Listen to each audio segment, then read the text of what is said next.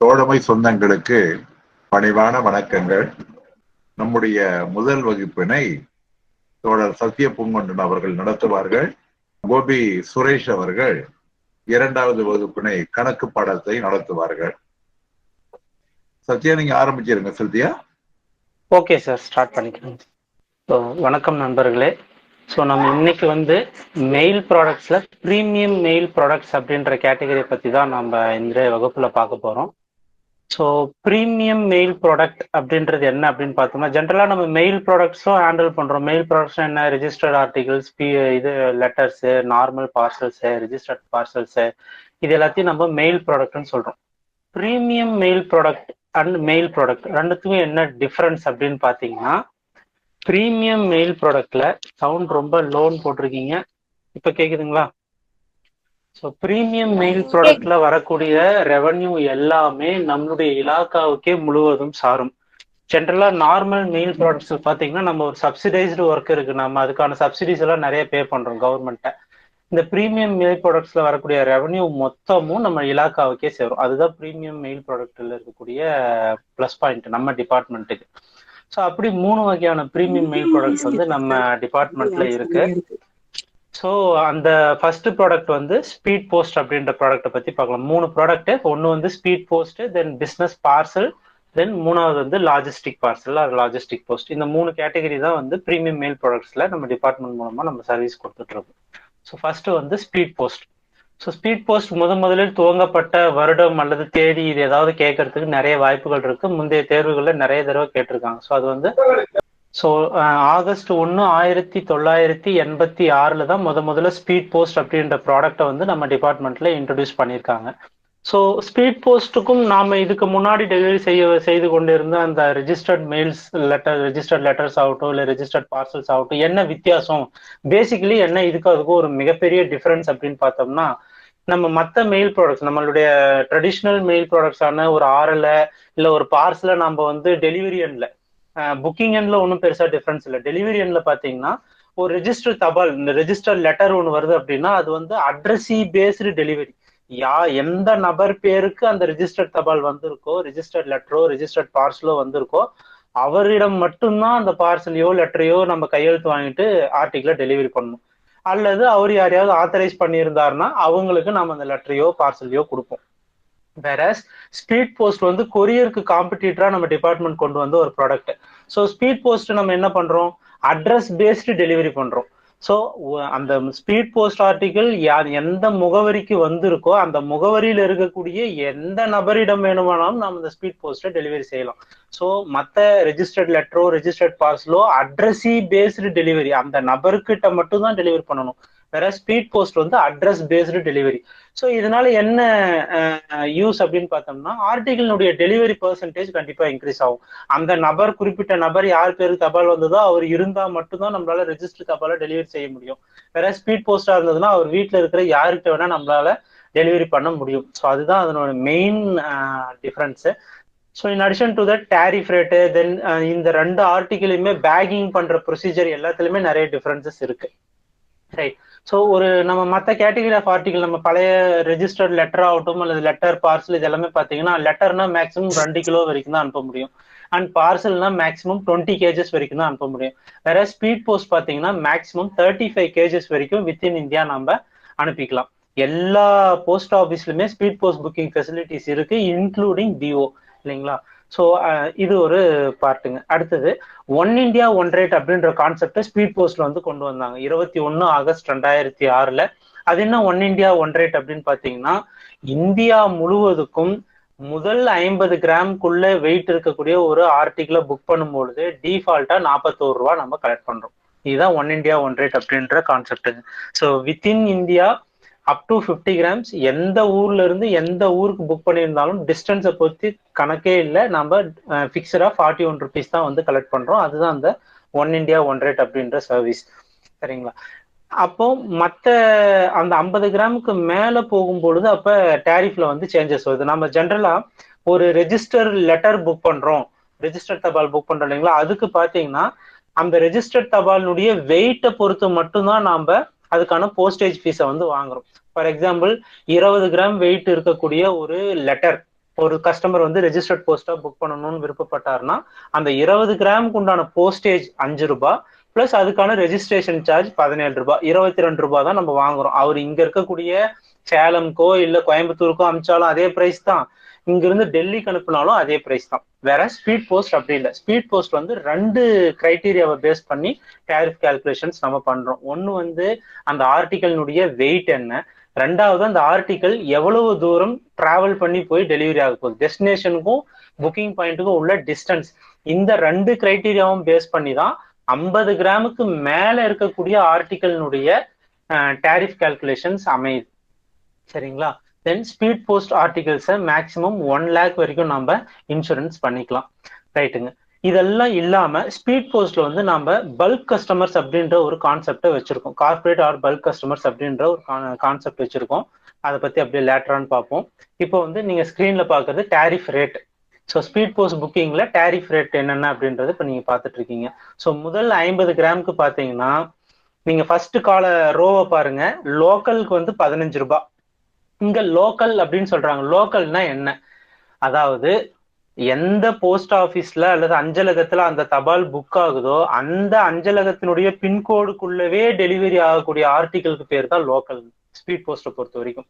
For example ஒரு ஹெச்ஓல book ஆகுது அப்படின்னா அந்த ஹெச்ஓனுடைய டெலிவரி ஜூரிஸ்டிக்ஷன் எது வரைக்கும் இருக்கோ அதுக்குள்ள அந்த ஆர்டிகல் டெலிவரி ஆச்சு. புக்கிங்கும் அங்கேயே அதே ஹெட் போஸ்ட் ஆஃபீஸினுடைய டெலிவரி ஏரியாவுக்குள்ளதான் அந்த ஆர்டிகல் டெலிவரி ஆகுதுன்னா அது லோக்கல். சப் ஆபீஸா இருந்ததுன்னா சப் ஆபீஸ்ல புக் ஆனாலும் சரி, அந்த சப் ஆபீஸ்க்கு கீழே இருக்கக்கூடிய பிஓல புக் ஆனாலும் சரி, அதே எஸ்ஓக்கு கீழே திருப்பி அந்த ஆர்டிகல் டெலிவரி ஆக போகுதுன்னா அதுக்கு பேரும் லோக்கல் தான். இதுதான் லோக்கல்ன்ற கிரைட்டீரியாவா ஸ்பீட் போஸ்ட் புக்கிங்ல நாம இது பண்றோம். இதுவே ஒரு மெட்ரோ சிட்டிஸ் எல்லாம் இருக்கு அப்படின்னா, இப்போ சென்னை அந்த மாதிரி மும்பை அந்த மாதிரி மெட்ரோ சிட்டிஸ் எல்லாம் இருக்கு அப்படின்னா அந்த மாதிரி ஏரியாக்கள்ல எது எதெல்லாம் லோக்கல் பின்கோட்னு சொல்லி அந்த ஏரியாவுடைய சூப்பர்டென்ட்ஸ் வந்து ஃபிக்ஸ் பண்ணுவாங்க. இப்ப மெட்ரோ சிட்டிஸ் என்னும் போது அதனுடைய சிட்டி லிமிட்டே வந்து கிட்டத்தட்ட 30 கிலோமீட்டர் 20 கிலோமீட்டர் சர்க்கம்ஃபரன்ஸ்ல இருக்கும்.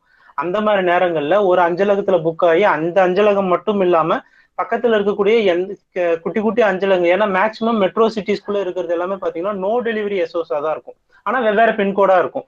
ஸோ அந்த மாதிரி நேரங்கள்ல எந்தெந்த பின்கோடுக்கெல்லாம் வந்து அந்த லோக்கல் அப்படின்றது பொருந்தும் அப்படின்றத அந்தந்த எஸ்பிஸ் வந்து டிசைட் பண்ணுவாங்க. That only for metropolitan cities. நார்மலா நம்மளை மாதிரி ரூரல் ஏரியாவில் இருக்கக்கூடிய இதை பொறுத்த வரைக்கும் எந்த ஆபீஸ் ஆஃப் புக்கிங்கோ அதே ஆபீஸ் ஆஃப் புக்கிங் கீழே டெலிவரி இருந்ததுன்னா மட்டும்தான் அது லோக்கல்னு நம்ம மீன் பண்றோம். அதை தவிர்த்து அப் டு 50 கிராமோட சார்ட் பாருங்க, எல்லா கிலோமீட்டர்னுடைய ரேஞ்சுக்குமே 35 ரூபான்னு தான் போறோம். இதுதான் இந்த ஒன் இந்தியா ஒன் ரேட் அப்படின்ற கான்செப்டுங்க.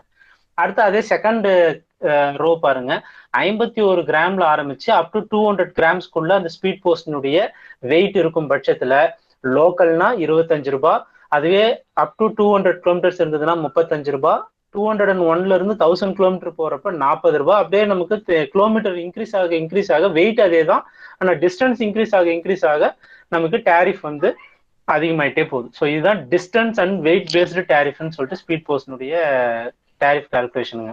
இதை நீங்க மனப்பாடம் தான் செஞ்சாகணும். மேக்ஸிமம் இதெல்லாம் டச் பண்ணி பெருசா எந்த கொஸ்டின்ஸும் வர்றதில்லை. ஸோ அதனால நீங்க ஜஸ்ட் ஒரு ஞாபகம் வச்சுக்கோங்க. இன் அடிஷன் டு தட் வந்து நம்ம நார்மலா ரெஜிஸ்டர்லாம் புக் பண்ணோம்னா எப்படி வந்து அக்னாலஜ்மெண்ட் கார்டு வைக்கிறோமோ அதே மாதிரி ஸ்பீட் போஸ்ட்டுக்கு வந்து ஒரு அக்னாலஜ்மெண்ட் கார்டு வைக்கிறோம். அந்த அக்னாலஜ்மெண்ட் கார்டுக்கு வந்து நாம டிபார்ட்மெண்ட் காயின் பண்ணியிருக்கிற பேர் வந்து ப்ரூஃப் ஆஃப் டெலிவரி, பிஓடி அப்படின்னு சொல்றாங்க. ப்ரூஃப் ஆஃப் டெலிவரி அப்படின்னு சொல்லிட்டு ஒரு அந்த அக்னாலஜ்மெண்ட் கார்டுடைய சைஸே பார்த்தீங்கன்னா பெருசா இருக்கும், பிஓனுடைய சைஸ். ஸோ இப்போ நார்மலா நம்ம ஒரு ரெஜிஸ்டர் தபாலுக்கு அக்னாலஜ்மெண்ட் வைக்கிறப்போ அடிஷனலா அக்னாலஜ்மெண்ட்டுக்கான ஃபீஸா நம்ம 3 ரூபாய் வந்து கலெக்ட் பண்றோம் கஸ்டமர் கிட்ட இருந்து. அதுவே ஒரு ஸ்பீட் போஸ்ட் ஆர்டிகல்னுடைய டிஓடியா இருந்தது அப்படின்னா அதுக்கு வந்து 10 ரூபாய் வந்து நம்ம அடிஷனல் ஸ்பீட் போஸ்ட் சார்ஜஸா நம்ம கலெக்ட் பண்றோம் அக்னாலஜ்மெண்ட்டுக்காக. இப்ப நம்ம பார்த்த எல்லா டேரிஃப் ரேட்டுமே வந்து எக்ஸ்க்ளூசிவ் ஆஃப் ஜிஎஸ்டி.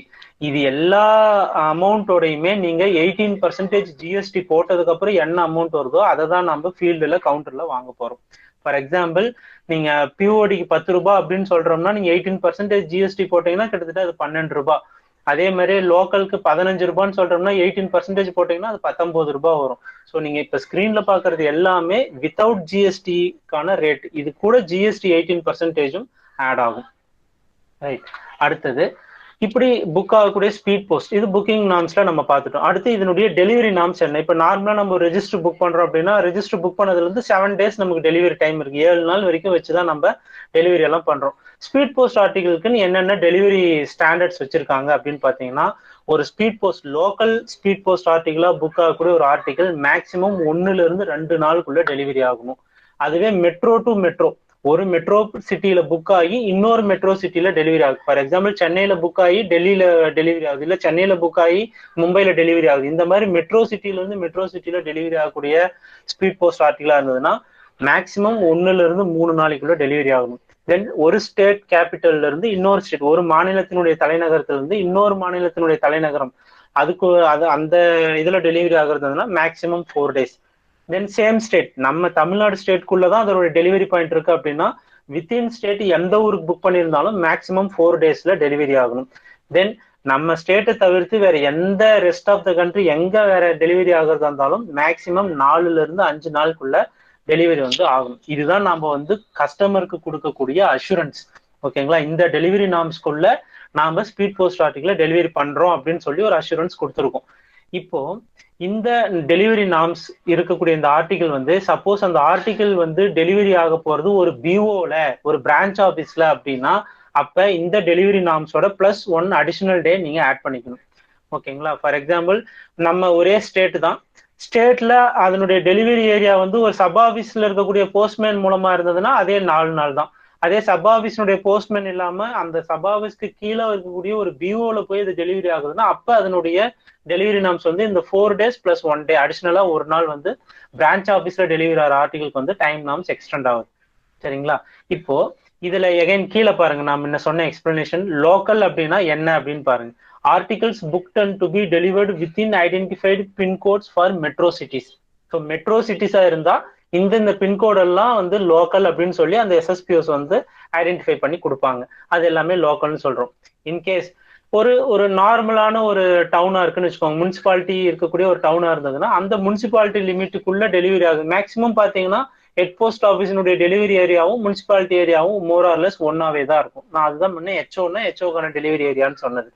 அடுத்து 3வது கிளாஸ் பாத்தீங்கன்னா ரூரல் ஏரியா, ஸ்மால் டவுன்ஸ் அப்படின்னும் போது ரூரல் ஏரியா எடுத்துக்கிட்டோம்னா within the same pincode delivery jurisdiction. அதுதான் நம்ம முன்ன பார்த்தது. ஒரு எஸ்ஓல டெலிவரி ஆகுதுன்னா அந்த எஸ்ஓக்கு கீழே இருக்கக்கூடிய பிஓக்கள் இதுக்குள்ள எங்க டெலிவரி ஆனாலும் அதையும் நம்ம லோக்கல்னு சொல்றோம். ஸோ இதுதான் லோக்கல் அப்படின்ற அந்த ஏரியா லிமிட்கான நம்ம எக்ஸ்பிளனேஷன். அடுத்தது டிஸ்கவுண்ட்.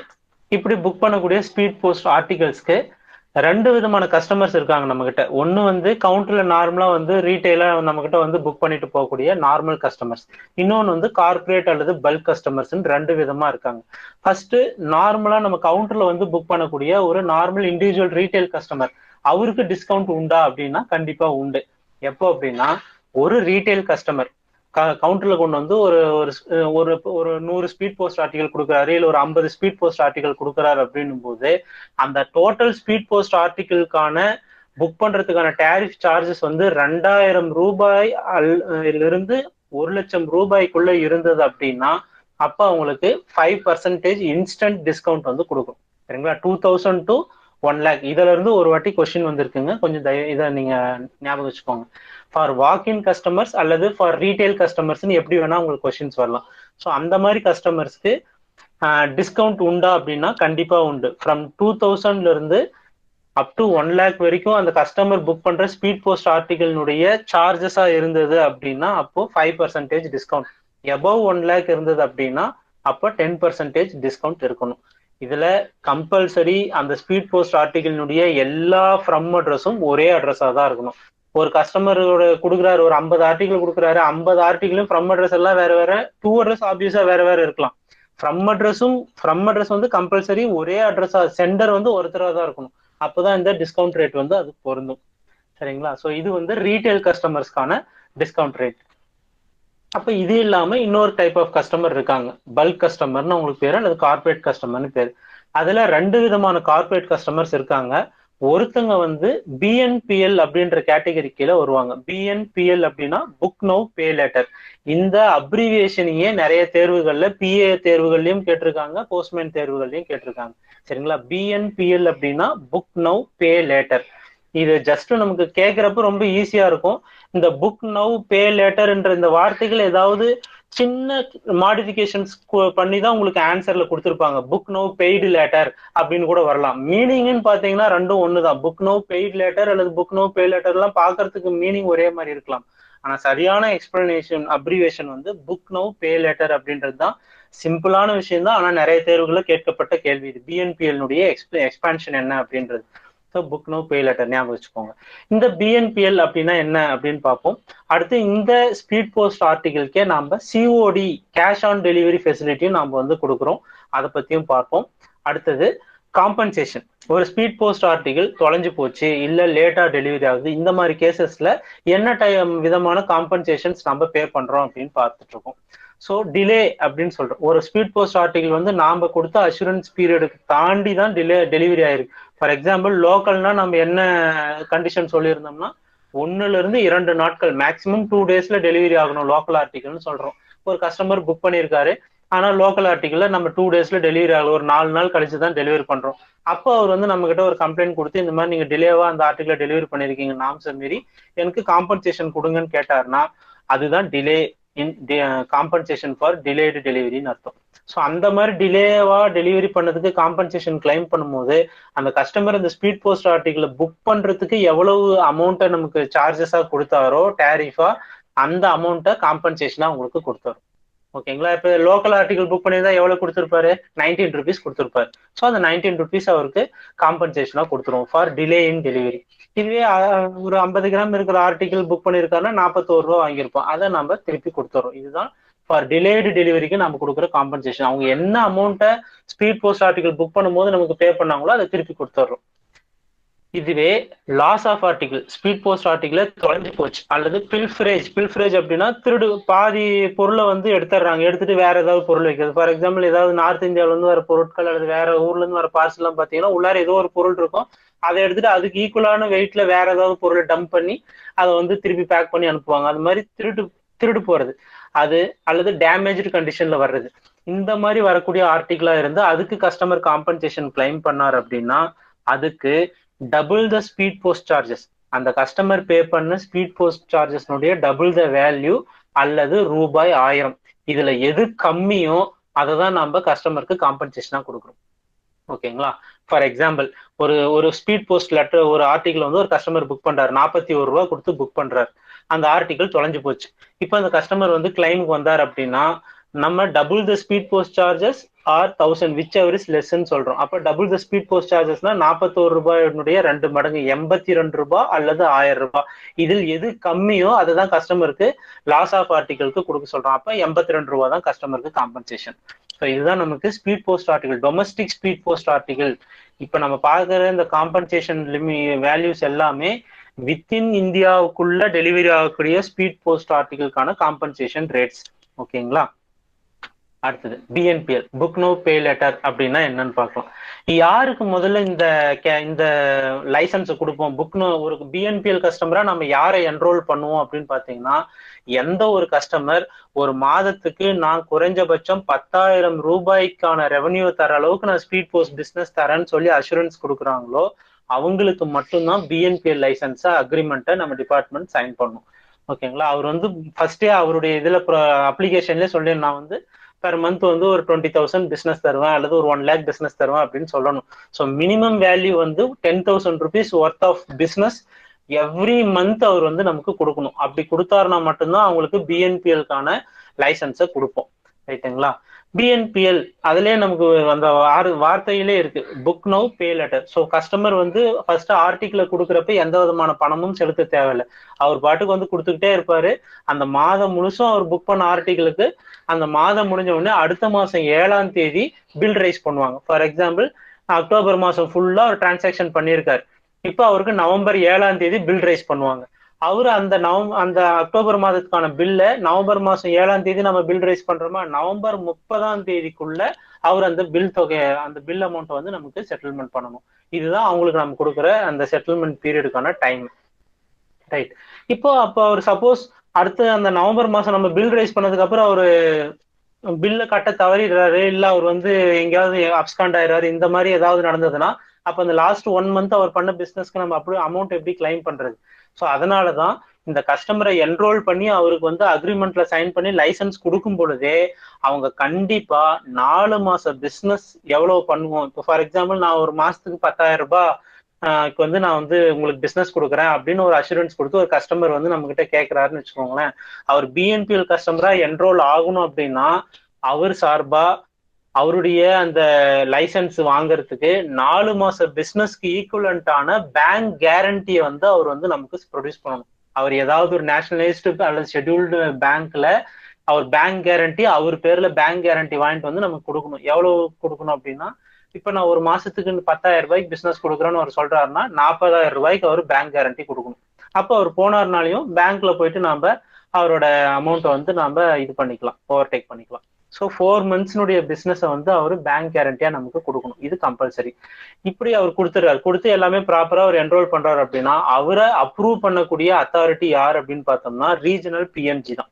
சரிங்களா? ஒரு பிஎன்பிஎல் அக்ரிமெண்ட்ல ஒரு பக்கம் கஸ்டமர், இன்னொரு பக்கம் வந்து அதை அப்ரூவ் பண்ற அத்தாரிட்டி வந்து ரீஜனல் பிஎம்ஜி தான். டிவிஷனல் சூப்பர்டென்ட் வந்து அந்த அப்ளிகேஷனை வாங்கி ஃபார்வர்ட் பண்ணக்கூடிய அத்தாரிட்டி மட்டும்தான்.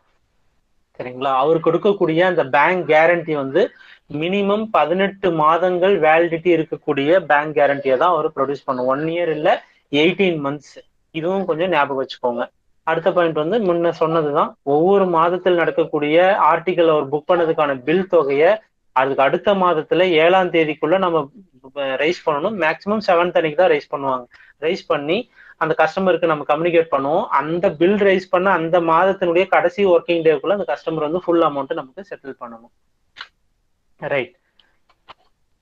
இப்போ இந்த பிஎன்பிஎல் ஸ்கீம்ல என்ன டிஸ்கவுண்ட் கொடுக்குறோம், இந்த பிஎன்பிஎல் கஸ்டமர்ஸ்க்கு என்ன டிஸ்கவுண்ட் கொடுக்குறோம் அப்படின்னு பார்த்தோம்னா, அந்த கஸ்டமருடைய மந்த்லி டிரான்சாக்ஷன் வேல்யூ வந்து அப் டு 50,000க்கு உள்ள இருந்தது அப்படின்னா எந்த விதமான டிஸ்கவுண்ட்டும் அந்த கஸ்டமருக்கு கிடையாது. 50,000 ரூபாய்க்கு மேல அப் டு 5 லட்சம் வரைக்கும் அந்த கஸ்டமர் கொடுத்த பிசினஸ் இருந்தது அப்படின்னா அப்போ 10% அவருக்கு டிஸ்கவுண்ட் கொடுக்குறோம். அதுவே 5 லட்சத்துக்கு மேல 5,01,000 இருந்து 25 லட்சம் வரைக்கும் இருந்ததுன்னா 15% டிஸ்கவுண்ட். 25,01,000 இருந்து 1 கோடி வரைக்கும் இருந்ததுன்னா 20%. 1 கோடி 1 இருந்து 5 கோடி வரைக்கும் இருந்ததுன்னா 25%. எபவ் 5 crores இருந்ததுன்னா அப்போ 30% கொடுக்கும்.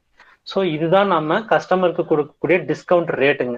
சரிங்களா? இது வந்து நம்ம முதல்லயே நான் சொன்னேன், கார்பரேட் கஸ்டமர்ஸ்ல 2 வகையான கார்பரேட் கஸ்டமர்ஸ் இருக்காங்க. ஒன்னு பிஎன்பிஎல் கஸ்டமர்னு சொன்னேன், இன்னொன்னு அட்வான்ஸ் கஸ்டமர்னு சொன்னேன். அது என்ன அட்வான்ஸ் கஸ்டமர் அப்படின்னு பார்த்தோம்னா, கிட்டத்தட்ட நம்ம மொபைல் ரீசார்ஜ் முதல்ல பண்ணுவோம் இல்லைங்களா? முதல்ல நம்ம ஃபர்ஸ்ட் டாப் அப் ரீசார்ஜ் பண்ணாதான் அதுல இருந்து நம்ம பேச அமௌண்ட் கழிஞ்சுக்கிட்டே வரும். நம்ம ஒரு 100 ரூபாய்க்கு ரீசார்ஜ் பண்றோம், மொபைல்ல பேலன்ஸ் 100 ரூபாய் இருக்கு, நம்ம ஒவ்வொரு கால் பேச அதுல இருந்து அமௌண்ட் டெபிட் ஆயிட்டே வருது. அதே கான்செப்ட் தான் இந்த அட்வான்ஸ் கஸ்டமர்னுடைய கான்செப்டும். அந்த அட்வான்ஸ் கஸ்டமர் ஒரு குறிப்பிட்ட தொகை அவர் எவ்வளவு வேணா அட்வான்ஸா கட்டலாம். ஃபார் எக்ஸாம்பிள் 5,000, 10,000 இல்ல 1 லட்சம் எவ்வளவு வேணா அவர் அட்வான்ஸா கட்டலாம். அவர் அட்வான்ஸ் கட்டின உடனே நம்ம அவருடைய அக்கௌண்ட்ல 1 lakh அந்த அமௌண்ட் வந்து என்ட்ரி போட்டு வச்சிருவோம். இப்போ முதல் நாள் வராரு, ஒரு 100 ரூபாய்க்கு ஸ்பீட் போஸ்ட் புக் பண்றாரு, அந்த 1 லட்சத்துல இருந்து 100 ரூபாய் கழிச்சிருவோம். தென் 2வது நாள் வராரு, ஒரு 10,000 ரூபாய்க்கு ஸ்பீட் போஸ்ட் புக் பண்றாரு, அந்த 10,000 ரூபாய் அவரோட அக்கௌண்ட்ல இருந்து டெபிட் பண்ணுவோம். இந்த மாதிரி அவர் முதல்ல அமௌண்ட் கட்டிடுவாரு. அவருக்கு நம்ம புக் பண்ண அவருடைய ஸ்பீட் போஸ்ட் சார்ஜஸ் வந்து டெபிட் பண்ணிட்டே வருவோம். இவங்களுக்கு பேரு அட்வான்ஸ் கஸ்டமர். இந்த மாதிரி அட்வான்ஸ் கஸ்டமரா என்ரோல் ஆகிறதுக்கு இவங்களை அப்ரூவ் பண்ணக்கூடிய அதிகாரம் டிவிஷனல் சூப்பர்டென்ட்டுக்கே இருக்கு. சரிங்களா? ஃபார் அட்வான்ஸ் கஸ்டமர் டிவிஷனல் சூப்பர்டென்ட்டே அப்ரூவிங் அத்தாரிட்டி.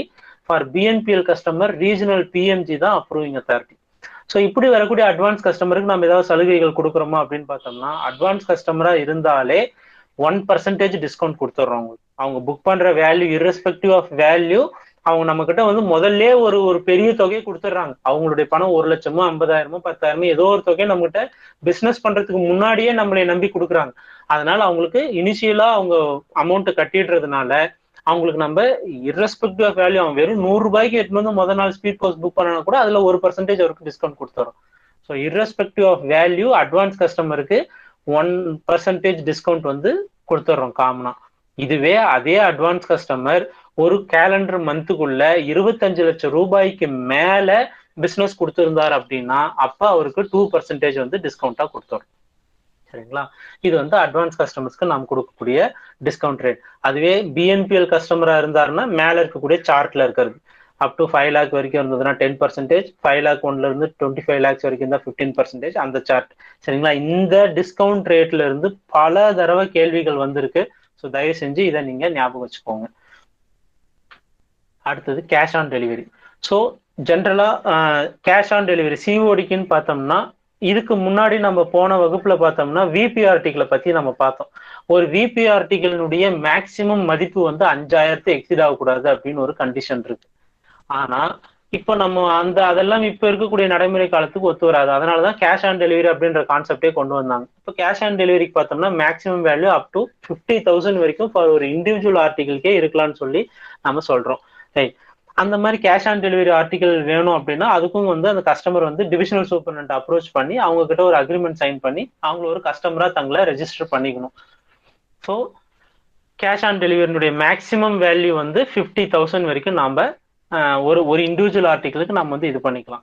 ரெண்டாவது, இந்த கேஷ் ஆன் டெலிவரி அல்லது இந்த பிசினஸ் பார்சல் இதனுடைய இன்னொரு அடிஷனல் இது என்ன அப்படின்னு பார்த்தோம்னா இதை வந்து கம்பல்சரி இன்சூர் பண்ணி தான் ஆகணுன்ற கண்டிஷன் கிடையாது.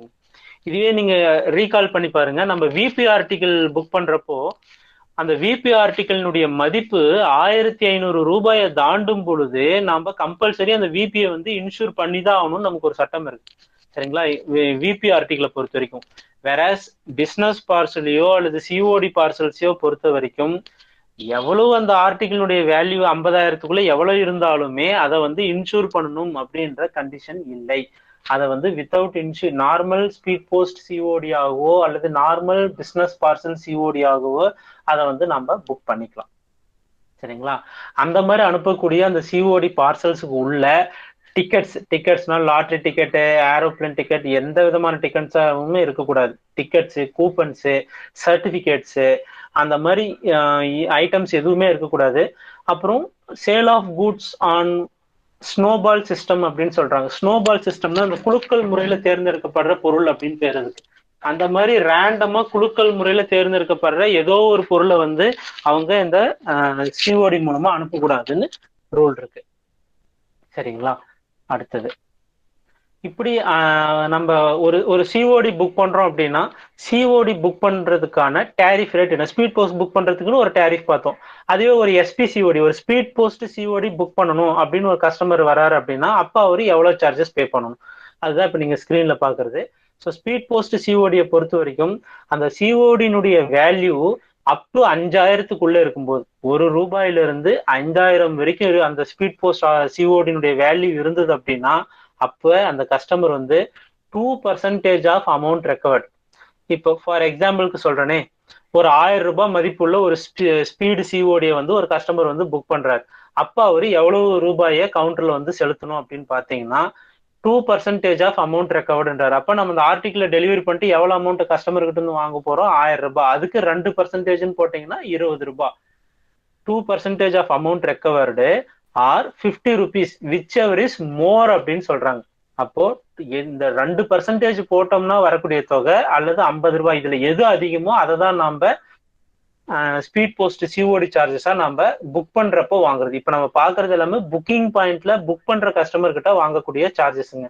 ஸோ வேல்யூ ₹1 5,000 இருந்து அந்த ஆர்டிகிளினுடைய கேட்டகரி வந்து ஸ்பீட் போஸ்ட் சிஓடியா இருந்ததுன்னா 2% of amount recovered or ₹50, whichever is மோரோ அதை தான் நம்ம வாங்கணும் அப்படின்றோம். இப்போ ₹1000 ₹20 தான் வருது. இதுவே அந்த ஆர்டிகிளினுடைய வேல்யூ ₹3000 வச்சுக்கோங்க. அப்ப நீங்க 2% போட்டீங்கன்னா ₹60 வருது. ஸோ இப்ப அதே ₹1 5,000 ஸ்லாப்ல தான் இருக்கும். 2% ஆஃப் அமௌண்ட் ரெக்கவர்ட்னு வரும்போது ₹3000க்கு ₹60 வருது. And or ₹50, whichever is மோர்ன்றாங்க. அப்ப இப்ப நமக்கு 2% ஆஃப் அமௌண்ட் ரெக்கவர்டு தான் மோர். ஸோ அப்ப ₹60 தான் நம்ம ஸ்பீட் சிஓடி புக்கிங் ஃபீயா வந்து நம்ம கலெக்ட் பண்ண போறோம். ஸோ இந்த கான்செப்டையும் ஞாபகம் வச்சுக்கோங்க. உங்களுக்கு வந்து அந்த ஆர்டிகிளுடைய வேல்யூவை கொடுத்துட்டு அதனுடைய சிஓடி புக்கிங் சார்ஜ் என்ன அப்படின்னு கேட்கறதுக்கு நிறைய வாய்ப்புகள் இருக்கு. இது ஃபர்ஸ்ட் ஸ்லாபுங்க. அடுத்து ₹5,000 மேல அப் டு 50,000க்குள்ள எவ்வளவு அந்த ஸ்பீட் போஸ்டினுடைய சிஓடியினுடைய வேல்யூ இருந்தாலும் அப்போ அதுக்கான சார்ஜஸ் வந்து 100 rupees plus amount exceeding 5,000. First 5,000 வரைக்கும் அவர் ஃபிக்ஸ்டா 100 ரூபாய் கொடுத்துடணும். அதுக்கு மேல எக்ஸீடிங் 5,000க்கு மேல எவ்வளவு இருந்தாலும் ஒவ்வொரு 5,000 ரூபாய்க்கும் 1%, அந்த அதுக்கு மேல இருக்கக்கூடிய எக்ஸீடிங் அமௌண்ட்டுக்கு 1% அமௌண்ட் வந்து அவரு சிஓடி புக்கிங் ஃபீயா கொடுத்துடணும். ஒரு உதாரணத்துக்கு சொல்றேன். இப்போ 6,000 ரூபாய்க்கு ஒரு ஸ்பீட் போஸ்ட் சிஓடி வந்து ஒருத்தர் புக் பண்றாரு அப்படின்னா இப்போ ஃபர்ஸ்ட் 5,000க்கு அவர் 100 ரூபாய் பே பண்ணிடணும். அடிஷனலா இப்ப அவர் இன்னும் எவ்வளவு பேலன்ஸ் இருக்கு அவருக்கு 1,000 ரூபாய். அந்த 1,000 ரூபாய்க்கு 1% 10 ரூபாய், அப்ப 110 ரூபாய் அவர் ஸ்பீட் சிஓடி புக்கிங் சார்ஜஸா கொடுக்கணும். ஸோ இதான் கான்செப்ட். சரிங்களா? 5,000 எக்ஸீட் ஆகும்போது முதல் 5,000 ரூபாய்க்கு 100 ரூபாய் ஒரு கான்ஸ்டன்டா கொடுத்துடணும். அதுக்கு மேல இருக்கக்கூடிய அந்த எக்ஸீடிங் வேல்யூக்கு 1% ஆஃப் அமௌண்ட் வந்து அவர் ஸ்பீட் போஸ்ட் புக்கிங் சார்ஜஸா கொடுக்கணும். இது எல்லாமே எக்ஸ்க்ளூசிவ் ஆஃப் ஜிஎஸ்டி. இது கூட 18% ஜிஎஸ்டியை நீங்க கூட்டிக்கணும். அடுத்தது இது வரைக்கும் நம்ம பார்த்தது எல்லாமே ஸ்பீட் போஸ்ட் ஆர்டிகிளை பத்தினதுங்க. அடுத்து இப்போ 2வது category of premium product business parcel. So business பார்சலை பொறுத்த வரைக்கும் நம்ம normal parcel whether unregistered parcel or registered parcel maximum வந்து எவ்வளவு கிலோ வரைக்கும் புக் பண்ணலாம்னு பார்த்தோம், 20 kgs வரைக்கும் பார்த்தோம். வேற பிசினஸ் பார்சலை பொறுத்த வரைக்கும் 35 கிலோ வரைக்கும் புக் பண்ணிக்கலாம் as like speed post. So business பார்சலுடைய மேக்ஸிமம் வெயிட் லிமிட் வந்து 35 kgs. அதனுடைய லென்த் எல்லாம் பார்த்தீங்கன்னா மேக்ஸிமம் ஒரு பக்கத்தினுடைய லென்த் வந்து 150 சென்டிமீட்டர் தாண்டி இருக்கக்கூடாது. அண்ட் லென்த் பிளஸ் எனி ஏதாவது ஒரு பக்கத்தினுடைய டயகனல் சைஸ் அல்லது டைமென்ஷனல் ஓவரால் சர்க்கம்ஃபரன்ஸ் வந்து எல்லாத்தையும் கூட்டினீங்கன்னா 300 சென்டிமீட்டர் எக்ஸீட் ஆகக்கூடாது. ஸோ இது அந்த லென்த் வித்தை பொறுத்த வரைக்கும் இந்த கால்குலேஷனை ஞாபகம் வச்சுக்கணும். இதுல அடுத்த 3rd பாயிண்ட் பாருங்க, no compulsory coverage of insurance is necessary. So business parcel கேட்டகரிக்கு அதனுடைய தொகை 50,000 ரூபாய் மதிப்புள்ள ஒரு பிபிசிஓடியே வந்தாலும் அதை இன்சூர் பண்ணணும்ன்ற கண்டிஷன்ஸ் கிடையாது. அது ஒரு மிகப்பெரிய பிளஸ் பாயிண்ட் பிபி பார்சல்ஸ்ல. இந்த பிசினஸ் பார்சல்லையும் நமக்கு நிறைய இ காமர்ஸ் கஸ்டமர்ஸ் எல்லாம் இருக்காங்க. அவங்க எந்த இடத்துல அந்த பிசினஸ் பார்சல்ஸை கொடுக்க போறாங்களோ புக்கிங்க்கு, அந்த கன்சர்ன்ட் போஸ்டல் சூப்பர்னன்ட்டை அவங்க அப்ரோச் பண்ணி தான் அவங்க வந்து ஒரு பிசினஸ் பார்சல் சிஓடி கஸ்டமரா என்ரோல் பண்ணிக்கணும். ரைட். அடுத்தது இப்படி இந்த ஸ்பீட் நம்ம முன்ன பார்த்த அந்த டேரிஃப் வந்து ஸ்பீட் போஸ்ட் சிஓடியினுடைய டேரிஃப் பார்த்தோம். ஓகேங்களா? அந்த முதல் 5,000 வரைக்கும் இருந்ததுன்னா 5,000 அந்த வேல்யூ ஆஃப் ஆர்டிகிள் 5,000 இருந்ததுன்னா 50 ரூபாய் அல்லது 2% ஆஃப் வேல்யூ ரெக்கவர்டு. அதுல எது விச்சவரிஸ் மோரோ அதுதான் ஸ்பீட் போஸ்டினுடைய சிஓடியினுடைய புக்கிங் சார்ஜ்னு பார்த்தோம்.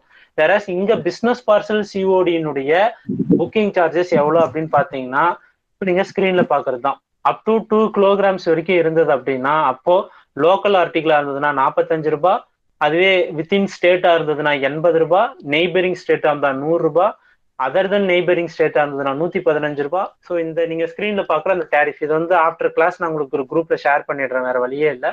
இதை நம்ம பார்த்தோம்னா டைம் கன்சூமிங் ஃபேக்டரா மாறிடும். ஸோ இந்த டேரிஃபை அவங்க வந்து பிசினஸ் நமக்கு கவுண்டர்ல புக் பண்ணும்போது இந்த சார்ஜஸ் தான் அவங்க நமக்கு பே பண்ணணும் புக்கிங்க்கு. அடுத்து இந்த பிசினஸ் பார்சல் முன்ன ஸ்பீட் போஸ்டினுடைய டெலிவரி நாம்ஸ் பார்த்தோம். அதே மாதிரி பிசினஸ் பார்சல்ஸ்னுடைய டெலிவரி நாம்ஸ் லோக்கல் ஆர்டிகிளா இருந்ததுன்னா 3 days, மெட்ரோ டு மெட்ரோவா இருந்ததுன்னா 4 to 5 days, state capital to state capital இருந்ததுன்னா 4 to 6 days.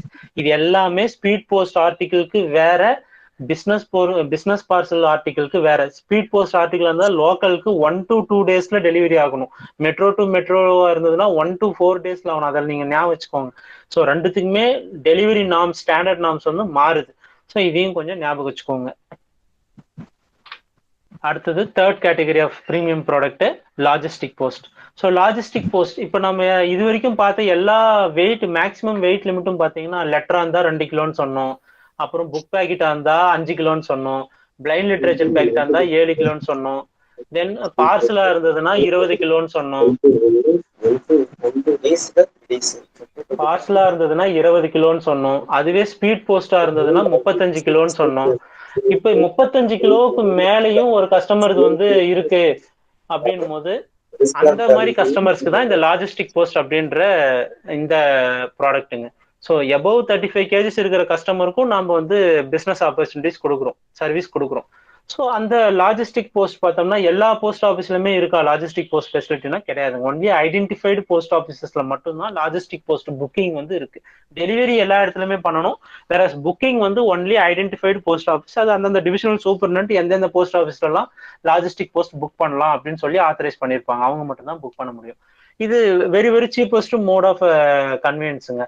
லாஜிஸ்டிக் போஸ்ட்ல 2 டைப் ஆஃப் டைப்ஸ் இருக்கு. என்ன அப்படின்னு பாத்தீங்கன்னா எஃப்டிஎல், எல்டிஎல் அப்படின்வாங்க. Full truck load, less then a truck load அப்படின்பாங்க.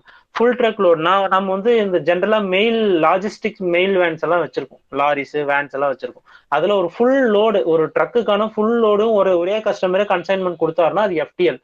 அதுவே ஒரு ஒரு சின்ன போர்ஷன் தான் கொடுக்குறாங்க, அவங்களுக்குன்னு ஒரு தனி பார்சல், அவங்க ஏதோ ஒரு சின்ன ஒரு ஒரு ஒரு 20 கிலோ 30 கிலோ இல்லை 50 கிலோ வெயிட்டுல ஒரு பார்சல் தான் அனுப்புறாங்க அப்படின்னா அது வந்து ஒரு ஒரு சின்ன கன்சைன்மெண்ட், ஒரே ஒரு இண்டிவிஜுவல் கன்சைன்மெண்ட். அதை வந்து less then a drug load அப்படின்னு சொல்லுவாங்க.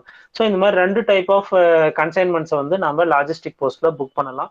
இது இல்லாம வேர் ஹவுசிங்கும் நம்ம கொடுக்குறோம். இப்போ லாஜிஸ்டிக் போஸ்ட் வந்து ஒரு பெரிய கம்பெனில இருந்து நமக்கு கொடுக்குறாங்க அப்படின்னும் போது அந்த கம்பெனில இருந்து டன் கணக்கில் கொண்டு வந்து நம்மளுடைய ஏதாவது வேர் ஹவுசிங் இடத்துல வந்து நம்ம வந்து வச்சுட்டு போயிடுவாங்க. நாம அதுக்கு வந்து வேர் ஹவுசிங் இதுவும் ஃபெசிலிட்டியும் கொடுக்குறோம். அதை வந்து பாதுகாத்துக்கிறோம் நம்மளுடைய குடோன் மாதிரி வச்சு. ஸோ அந்த வேர் ஹவுசிங் ஃபெசிலிட்டியும் நம்ம வந்து லாஜிஸ்டிக் போஸ்ட் கஸ்டமர்ஸ்க்கு கொடுக்குறோம். தென் ரிவர்ஸ் லாஜிஸ்டிக்ஸும் கொடுக்குறோம். ஸோ இங்கிருந்து ஒரு பிக்கப் போய் ஒரு இடத்துல டெலிவரி பண்ணுது. ஃபார் எக்ஸாம்பிள் சென்னையில ஒரு லாஜிஸ்டிக் புக் ஆயிட்டு போய் திண்டுக்கல்ல டெலிவரி ஆகுது. திருப்பி அதே கஸ்டமருக்கே திண்டுக்கல்ல இருந்து பிக்கப் பண்ணிட்டு சென்னைக்கு வரணும்னா அதுக்கு பேர் தான் ரிவர்ஸ் லாஜிஸ்டிக்ஸ். ஸோ அந்த மாதிரி ரிவர்ஸ் லாஜிஸ்டிக்ஸும் ரொம்ப ரொம்ப சீப்பஸ்ட் டேரிஃப்ல வந்து நம்ம டிபார்ட்மெண்ட்ல லாஜிஸ்டிக்ஸ் போஸ்ட்டுக்கு வந்து கொடுத்துட்டு இருக்கோம். சரிங்களா? ஸோ இதுதான் நமக்கு 3 டைப்ஸ் ஆஃப் ப்ரீமியம் ப்ராடக்ட்ஸ். அடுத்தது வந்து இன்டர்நேஷனல் மெயில் ப்ராடக்ட்ஸ் பார்க்கலாம். ஆக்சுவலா பாத்தீங்கன்னா சிலபஸ்ல உங்களுக்கு இன்டர்நேஷனல் மெயில் ப்ராடக்ட்டை பத்தி பெருசா எதுவும் கண்டென்ட் கொடுக்கப்படலை. வேறஸ் உங்களோட சிலபஸ்ல இந்தியா போஸ்ட் வெப்சைட்ல இருந்து இருக்கக்கூடிய மெயில் ப்ராடக்ட்ஸ்ல இருந்து கொஸ்டின்ஸ் வரும்னு கொடுக்கப்பட்டிருக்கிறதுனால மேபி இன்டர்நேஷனல் மெயில் ப்ராடக்ட்ஸ்லயும் கொஸ்டின்ஸ் வரலாம். அதனால கொஞ்சம் ஃபாஸ்டா ஷார்ட் அண்ட் ஸ்வீட்டா முடிச்சுக்கிறேன்.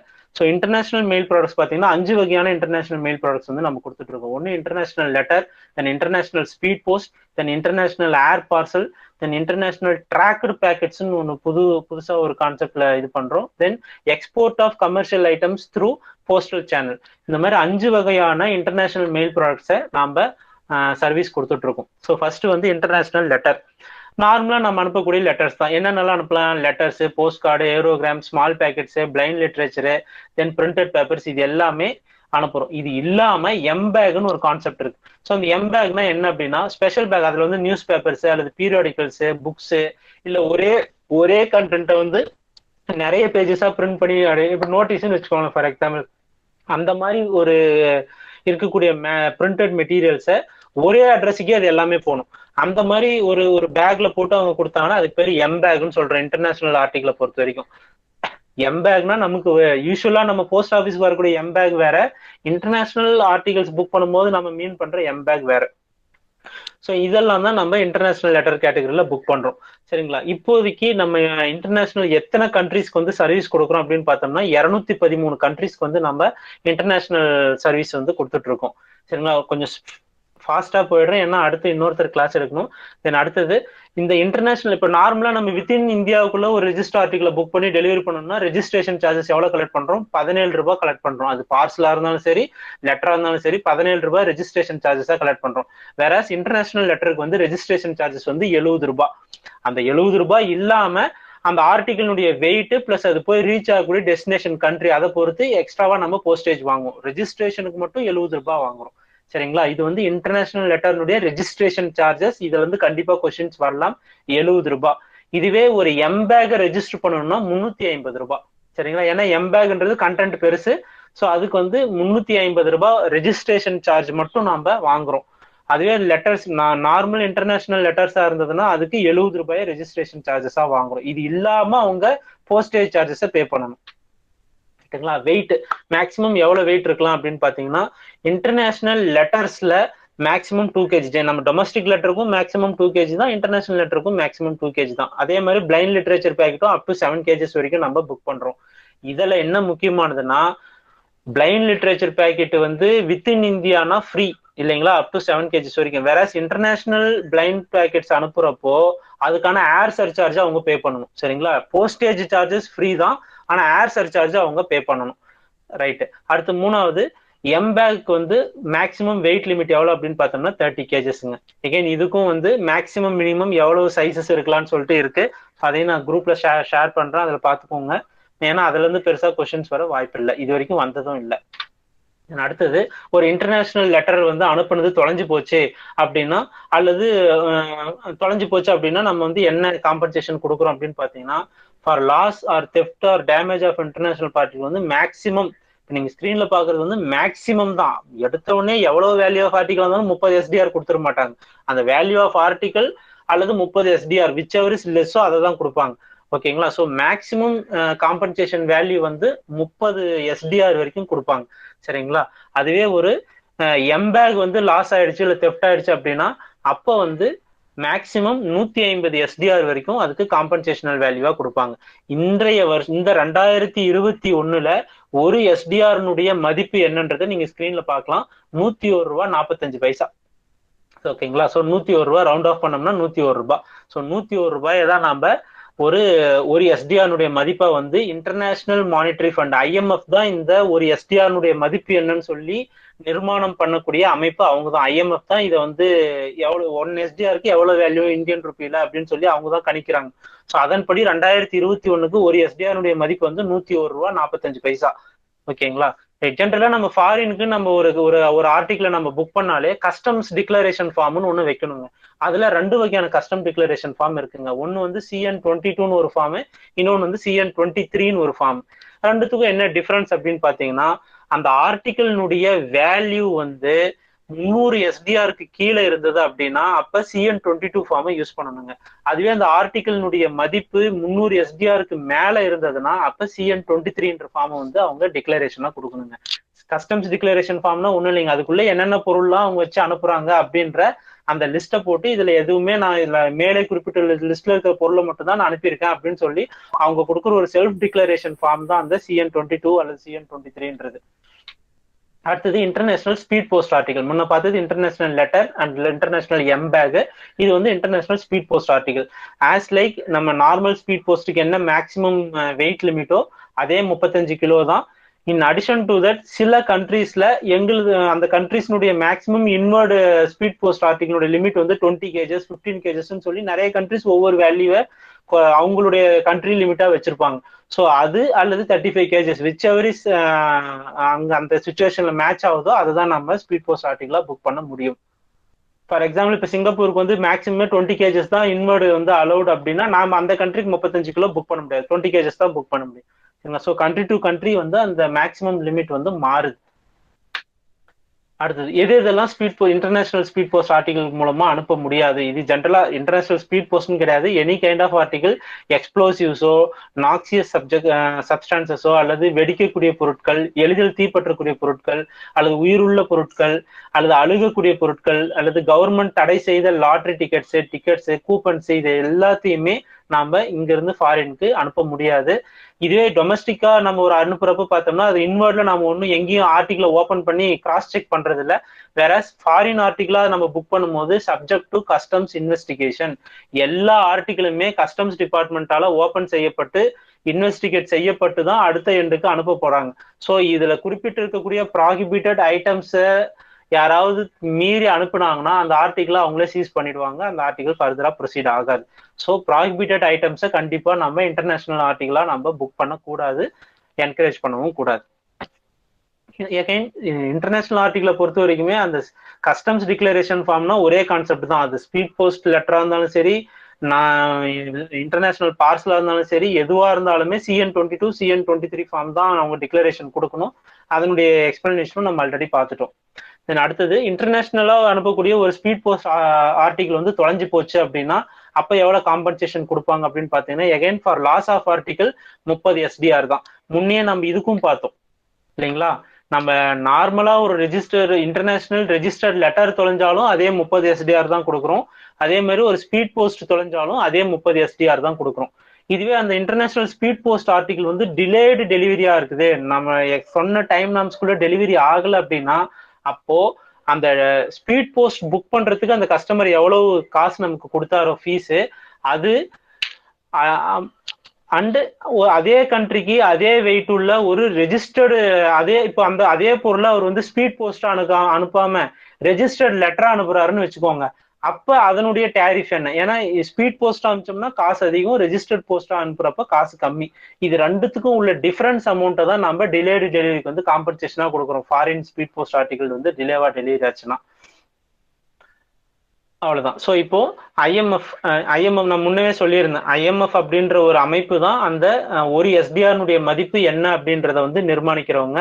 ஒருத்தர் குரூப்ல எஸ்டிஆர்னா என்னன்னு கேட்டிருந்தீங்க, ஸ்கிரீன்ல பாருங்க. ஸ்பெஷல் டிராயிங் ரைட், எஸ்டிஆர்னுடைய அப்ரிவேஷன் வந்து ஸ்பெஷல் டிராயிங் ரைட்டு.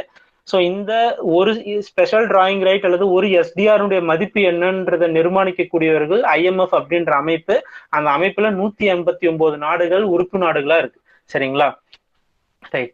ஸோ எல்லா ஃபாரின் ஆர்டிகளுமே சப்ஜெக்ட் டு கஸ்டம்ஸ் எக்ஸாமினேஷன். அவங்க எல்லாத்தையுமே ஓப்பன் பண்ணி தான் ரீக்ளோஸ் பண்ணி தான் அடுத்த டெஸ்டினேஷனுக்கு வந்து ஃபார்வர்ட் பண்ணுவாங்க.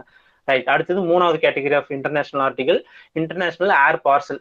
ஸோ இன்டர்நேஷனல் ஏர் பார்சல எல்லா டிபார்ட்மெண்டல் போஸ்ட் ஆஃபீஸஸ்லுமே அதை புக் பண்ணலாம். ஆஸ் யூஸ்வல் நமக்கு பார்சல் வித்தின் டொமஸ்டிக் பார்சலாக இருந்தாலுமே மேக்ஸிமம் 20 கேஜஸ் வரைக்கும் தான் நம்ம வித்தின் இந்தியாவும் புக் பண்றோம்.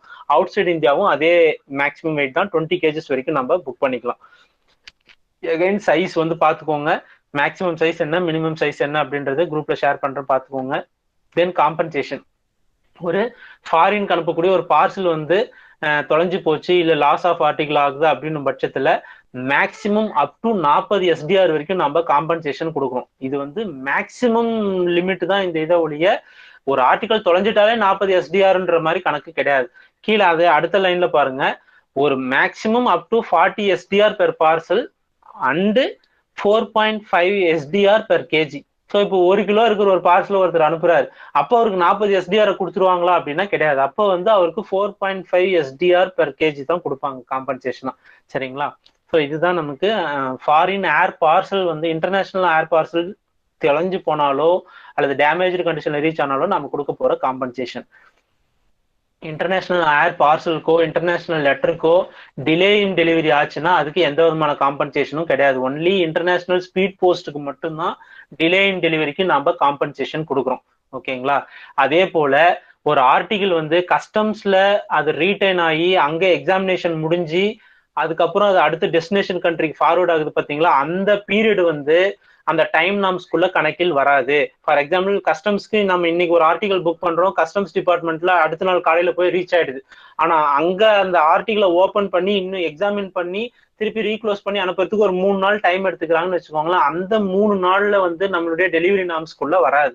அதுக்கப்புறம் இருக்கக்கூடிய நாளை தான் நம்ம டெலிவரி நாம்ஸ்க்கு கணக்கு எடுத்துப்போம். சரிங்களா? அந்த எக்ஸாமினேஷன் ஆஃப் கஸ்டம்ஸ் அந்த பீரியட் வந்து இதுல வந்து டெலிவரி நாம்ஸோட பீரியடுக்குள்ள அது கணக்கில் வராது. கேட்டுங்களா? அடுத்து 4வது கேட்டகரி ஆஃப் இன்டர்நேஷனல் ஆர்டிகல், அதுதான் இன்டர்நேஷனல் ட்ராக்கட் பேக்கெட்ஸ். இது இப்போதான் ரீசெண்டா இன்ட்ரடியூஸ் பண்ணப்பட்ட ஒரு ப்ராடக்ட், ஐடிபிஎஸ் அப்படின்னு சொல்லுவாங்க ஷார்ட்டா. ஸோ இன்டர்நேஷனல் ட்ராக்கட் பேக்கெட்ஸ் அப்படின்னு பேரு. ஸோ இது யார் யாருக்கெல்லாம் அப்படின்னு பாத்தீங்கன்னா இ காமர்ஸ், இப்போ நம்ம ஆன்லைன்ல எல்லாம் ஆர்டர் பண்றீங்களா இ காமர்ஸ் ஆர்டிகல்ஸ், அந்த மாதிரி இ commerce article across the border வந்து நம்ம டெலிவரி வந்து பண்ணலாம் அந்த இ காமர்ஸ் ஆர்டிகல்ஸை. ஸோ அந்த மாதிரி இருக்கக்கூடிய ஆர்டிகல்ஸுடைய மேக்ஸிமம் வெயிட் பார்த்தீங்கன்னா அப் டு 2 கிலோகிராம்ஸ் வரைக்கும் நம்ம இன்டர்நேஷனல் ட்ராக்கர் பேக்கெட்ஸ் வந்து அனுப்புறோம். நீங்க இதை ஞாபகம் வச்சுக்கணும் அப்படின்னா சாம்பிள் பார் பேட்டர்ன் பேக்கெட் ஞாபகம் வச்சுக்கோங்க. சாம்பிள் பேக்கெட் அனுப்புறப்பையும் நம்ம மேக்ஸிமம் எவ்வளோ கேஜ் அனுப்புவோம், 2 கிலோ தான் அனுப்புவோம். ஸோ பேக்கெட்னாலே 2 கிலோ அப்படின்ற மாதிரி ஒரு சின்ன ஞாபகத்தை வந்து ஒரு ஹிண்ட் வச்சுக்கோங்க. ஸோ இன்டர்நேஷனல் ட்ராக்கர் பேக்கெட்ஸ்ல மேக்ஸிமம் 2 கிலோகிராம்ஸ் வரைக்கும் நம்ம அனுப்பிக்கலாம். எகைன் இந்த ஆர்டிகிள் ஏதாவது தெஃப்ட் ஆகுது அல்லது லாஸ் டேமேஜ் ஆகுது அப்படின்னா அப்ப நம்ம எவ்வளவு அதுக்கு காம்பன்சேஷன் கொடுப்போம் அப்படின்னு பார்த்தோம்னா 1000 ரூபாய் அல்லது அந்த இ காமர்ஸ் ஆர்டிகல் அந்த value of article whichever is லெஸ்ஸோ அதை வந்து நம்ம காம்பன்சேஷனா கொடுக்கணும். சரிங்களா? ஸோ இப்போ அந்த இ காமர்ஸ் ஆர்டிகளுடைய வேல்யூ வந்து ஒரு 500 ரூபாய் இருக்கு, தொலைஞ்சு போச்சு அப்படின்னா அப்ப 500 ரூபாய் அல்லது 1000 ரூபாய். 500 ரூபான்றது வேல்யூ ஆஃப் ஆர்டிகல், 1000 ரூபான்றது maximum limit. So whichever is லெஸ்ஸோ அதை தான் நம்ம கஸ்டமருக்கு கொடுக்க போறோம். சரிங்களா? அப்ப அந்த வேல்யூ ஆஃப் ஆர்டிகல் என்ன, எப்படி நம்ம அதை கண்டுபிடிக்கிறது? அந்த ஆர்டிகிளை புக் பண்ணும் போதே அந்த இ காமர்ஸ் அந்த கஸ்டமர் வந்து அந்த ஆர்டிகிள் மேல உள்ள இருக்கக்கூடிய பொருளினுடைய வேல்யூ என்னன்றதை டிக்ளேர் பண்ணியிருக்கணும் ஆர்டிகிளுடைய மேற்பகுதியில. ஸோ அதை வச்சுதான் அந்த ஆர்டிகிளுடைய வேல்யூ நம்ம அசர்டைன் பண்றோம். So article value or 1000 rupees whichever is லெஸ்ஸோ அதை தான் நம்ம காம்பன்சேஷனா கொடுக்குறோம். அடுத்தது இன்டர்நேஷனல் ஆர்டிகிளுடைய 5வது பகுதி. ஸோ 5th கேட்டகரி என்ன அப்படின்னு பார்த்தீங்கன்னா export of commercial items through postal channels. So postal channel மூலமா கமர்ஷியல் எக்ஸ்போர்ட்ஸ் பண்ணலாம். சரிங்களா? எக்ஸ்போர்ட் முன்ன நம்ம பார்த்தது வந்து இ காமர்ஸ் ஆர்டிகல், அது ஒரு இண்டிவிஜுவல் பண்றது. ஒரு இண்டிவிஜுவல் ஃபாரின்ல இருக்கிற ஒரு இண்டிவிஜுவல் வந்து இந்தியாவில் இருக்கிற நாப்டால் கம்பெனில ஒரு பார்சல் ஆர்டர் பண்றாருன்னா அது வந்து இன்டர்நேஷனல் ட்ராக்கர் பேக்கெட்ஸ்ல வரும். அதுவே இப்போ நீங்க பாக்குற export of commercial items through postal channel அப்படின்றது இங்க இருக்கக்கூடிய ஒரு ப்ரொடக்ஷன்ல இங்க ஆகக்கூடிய ஒரு பொருள் வந்து ஃபாரினுக்கு எக்ஸ்போர்ட் பண்றாங்க பாத்தீங்களா? அந்த கேட்டகரி, அந்த டைப் ஆஃப் எக்ஸ்போர்ட்டுக்கு பேர் தான் இப்போ நீங்க பாக்குற 5th type, export of commercial items through postal channel அப்படின்றது. ஸோ இதுக்கான ஒரு ஃபார்முலேஷன், இது எப்படி இந்த ஆக்ட் இருக்கணும் அப்படின்றது வந்து பார்த்தோம்னா ஒரு ஆக்டே வந்து நம்ம டிபார்ட்மெண்ட் ஃபார்ம் பண்ணியிருக்காங்க. பிபிஇ அப்படின்னு சொல்லிட்டு போஸ்டல் பில் ஆஃப் எக்ஸ்போர்ட் அப்படின்னு சொல்லிட்டு ஒரு ரெகுலேஷன்ஸ் கொண்டு வந்தாங்க 2018ல. ஸோ அதனுடைய நார்ம்ஸை ஃபாலோ பண்ணி தான் இந்த கஸ்டமர்ஸ் வந்து அவங்க லைசன்ஸ் கொடுக்குறாங்க. ஸோ அந்த கஸ்டமர் இப்போ சப்போஸ் இங்கிருந்து ஃபாரினுக்கு வந்து ஒரு பர்டிகுலர் கமர்ஷியல் ஐட்டத்தை வந்து ரெகுலரா எக்ஸ்போர்ட் பண்ணணும்னு ஒரு கஸ்டமர் விருப்பப்பட்டாருன்னா அவர் வந்து எக்ஸ்போர்ட் இம்போர்ட் கோடுன்னு சொல்லிட்டு அப்ளை பண்ணி நம்மளுடைய போஸ்டல் டிபார்ட்மெண்ட்ல அதுக்குன்னே ஒரு இது இருக்கு, directorate. So export by post regulations 2018 ஆக்டுக்கு கீழே பிபிஇ செக்ஷன்ல அவங்க வந்து அந்த எக்ஸ்போர்ட் இம்போர்ட் கோடை வந்து முதல்ல வாங்கணும். அந்த கோடை ஒவ்வொரு ஆர்டிகல் மேலேயும் பிரிண்ட் பண்ணி உள்ள இருக்கக்கூடிய வேல்யூ ஆஃப் ஆர்டிகல் என்ன கண்டென்ட் அனுப்புறோம் அப்படின்றது எல்லாத்தையுமே டிக்ளேர் பண்ணி தான் அந்த ஆர்டிகல் வந்து அவங்க கொடுப்பாங்க. அதுல 2 டைப் இருக்கு. எக்ஸ்போர்ட் ஆஃப் கமர்ஷியல் ஐட்டம்ஸ்லேயே எக்ஸ்போர்ட் ஆஃப் கமர்ஷியல் ஐட்டம்ஸ் பேக்கெட்ஸ்னு ஒன்று இருக்கு, எக்ஸ்போர்ட் ஆஃப் கமர்ஷியல் ஐட்டம் பார்சல்னு ஒன்று இருக்கு. ஸோ பேக்கெட்னா again up to maximum 2 kilograms. அதுவே எக்ஸ்போர்ட் ஆஃப் கமர்ஷியல் பார்சல் அப்படின்னா அதனுடைய மேக்சிமம் வெயிட் வந்து 20 kilograms வரைக்கும் அனுப்பிக்கலாம். சரிங்களா? ஸோ இதுலேயே அதே மாதிரி export of commercial speed post article அவங்க அனுப்பிச்சாங்கன்னா அதுக்கு 35 kilograms. சரிங்களா? ஸோ இதுதான் வந்து நமக்கு 5 வகையான இன்டர்நேஷனல் ஆர்டிகல்ஸ் நாம போஸ்ட் ஆஃபீஸஸ்ல புக் பண்ணக்கூடியது. சரிங்களா? இந்த எக்ஸ்போர்ட் ஆஃப் கமர்ஷியல் ஐட்டம்ஸ் அப்படின்றது எல்லா போஸ்ட் ஆஃபீஸஸ்லயும் புக் பண்றது இல்லை, இந்தியா ஃபுல்லுக்கும் சேர்ந்தே இது வரைக்கும் 28 லொகேஷன்ஸை மட்டும்தான் ஐடென்டிஃபை பண்ணியிருக்காங்க புக்கிங் பாயிண்டா. சரிங்களா? ஸோ வெறும் 28 லொகேஷன்ஸ் தான் ஆல் ஓவர் இந்தியாவே இருக்கு. மேபி இது ஒரு கொஸ்டினா கூட நீங்க எதிர்பார்க்கலாம், எத்தனை லொகேஷன்ல export of commercial items through postal channel அப்படின்ற பிசினஸ் நம்ம பண்றோம் அப்படின்னு கேட்டாங்கன்னா 28 லொகேஷன்ஸ் ஆல் ஓவர் இந்தியா. சரிங்களா? ஸோ இதான் இன்னைக்கு நாம பார்த்த 5 வகையான இன்டர்நேஷனல் ஆர்டிகல்ஸ் கேட்டகரி. அதுக்கு முன்ன 3 type of premium products. So first premium product speed post, 2வது பிசினஸ் பார்சல், 3வது லாஜிஸ்டிக் போஸ்ட் பார்த்தோம். தென் கமர்ஷியல் இன்டர்நேஷனல் ஆர்டிகளை பொறுத்த வரைக்கும் இன்டர்நேஷனல் லெட்டர் பார்த்தோம், இன்டர்நேஷனல் பார்சல் பார்த்தோம், இன்டர்நேஷனல் ஸ்பீட் போஸ்ட் பார்த்தோம், இன்டர்நேஷனல் ட்ராக்கர் பேக்கெட்ஸ் பார்த்தோம், தென் எக்ஸ்போர்ட் ஐட்டம்ஸ் பார்த்தோம். ஸோ 5 வகையான இன்டர்நேஷனல் ஆர்டிகல்ஸ். ஸோ இதோட என்னுடைய வகுப்பை நான் முடிச்சுக்கிறேன் நண்பர்களே. அடுத்து சுரேஷ் சார் அவர்கள் வந்து வகுப்பை கண்டினியூ பண்ணுவாரு. தேங்க்யூ சத்யா. தேங்க்யூ அனைவருக்கும். Thank you sir. Thank you very much. Thank you very much. Suresh, நீங்க பிபிபி தானே போட போறீங்க சுரேஷ்? ஆமா சார், நான் அப்படியே பிரசன்ட் பண்ணிடுறேன். ஃபைனல் கிளாஸ் மேக்ஸ்ல என்னென்ன கொஞ்சம் பாயிண்ட்ஸ் சொல்லணுமோ உங்களுக்கு நிதானமா கொஞ்சம் மேக்ஸ்ல சொல்லுங்க. டெக்னிக்கலா ஈஸியா பண்ணலாம். Okay, good evening all. இன்னைக்கு சர்ப்ரைஸ் மேத்ஸ் கிளாஸு. அதனால் நம்ம சில பேர் பார்த்தீங்கன்னா இன்னைக்கு டவுட்ஸ் எல்லாம் கேட்டிருந்தீங்களா, அந்த சம்ஸ் பற்றி நம்ம பார்க்கலாம். சரிங்களா? இப்போ சில பேர் வந்து பார்த்தீங்கன்னா இந்த சம் கேட்டிருந்தீங்க.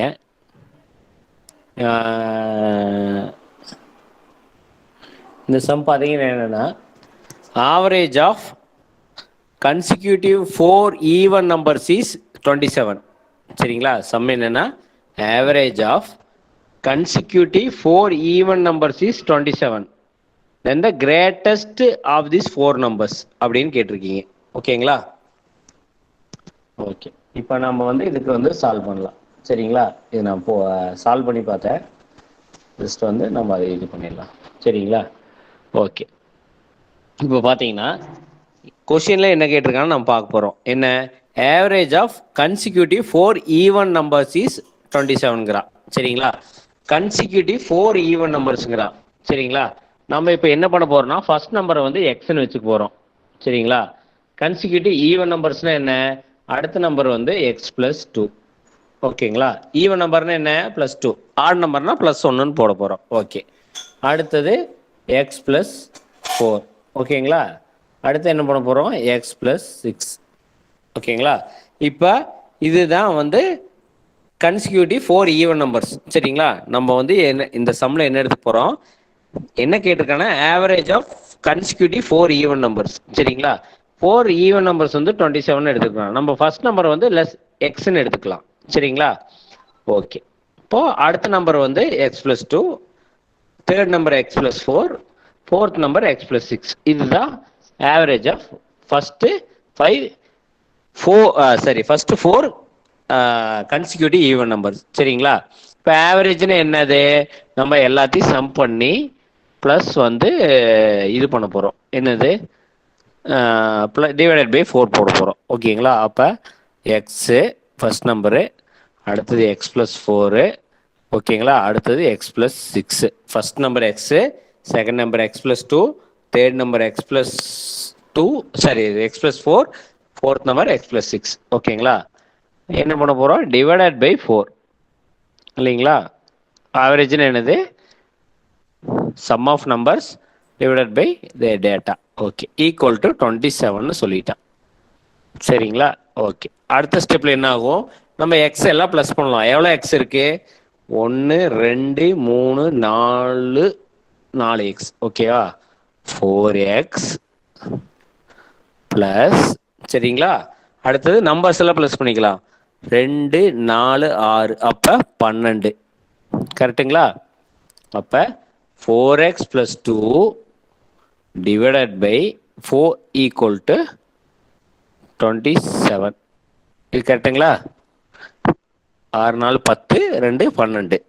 ஓகேவா? ஓகே. அப்போ இந்த அடுத்த ஸ்டெப்பில் என்னது, 4x + 2 divided by 4 equal to 27 ஆகுது. சரி, ஓகே. இப்போ அடுத்த ஸ்டெப்பில் என்ன ஆக போகுது, 4x + 12 ஈக்குவல் டு, ஏன்னா ஆவரேஜ் ஆஃப் 4 கன்சிக்யூட்டிவ் நம்பர்ஸுங்கிறான். அப்போ ஆவரேஜ் ஆஃப் 4 கன்சிக்யூட்டிவ் நம்பர்ஸ்னு என்னது, அதை எல்லாத்தையும் ப்ளஸ் பண்ணிட்டு டிவைடட் பை 4 போட்டால் என்ன ஆன்சர் வருது, 27 அவனே சொல்கிறான். அவன் சம்மில் கண்டுபிடிக்க சொன்னது என்னது, கிரேட்டஸ்ட் நம்பர் அதில் என்னன்னு கேட்டிருக்கிறான். அப்போ நம்ம இதில் கண்டுபிடிக்க வேண்டியது, லெட்ஸ் அஸ்யூம் ஃபர்ஸ்ட் நம்பர் வந்து எக்ஸ்ன்னு எடுத்துக்கிறோம், அடுத்த நம்பர் எக்ஸ் ப்ளஸ் 2, அடுத்த நம்பர் எக்ஸ் ப்ளஸ் 4, அடுத்த நம்பர் எக்ஸ் ப்ளஸ் 6. ஓகேங்களா? Divided by 4. டிவைடட் பை 4 ஏன் போடுறோம், average of consecutive 4 even numbers. ஆவரேஜ்னு என்ன அர்த்தம், sum of numbers divided by அந்த number total number equal to 27. அதனால sum of numbers divided by 4 equal to 27 போட்டோம். இங்கே எக்ஸ் எவ்வளோ, எக்ஸ் ஃபர்ஸ்ட் நம்பர் வந்து எக்ஸ்ன்னு வச்சங்காட்டி 4 எக்ஸ் இருக்கு. அப்போ 4x ப்ளஸ் 12 எப்படி வந்துச்சு, 2 + 4 6, 6 6 12 டிவைடட் பை 4 ஈக்குவல் டு 27ன்னு வருது. சரிங்களா?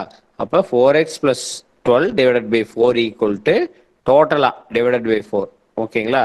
டிவைடட் பை 4 ஈக்குவல் டு 27 வருது.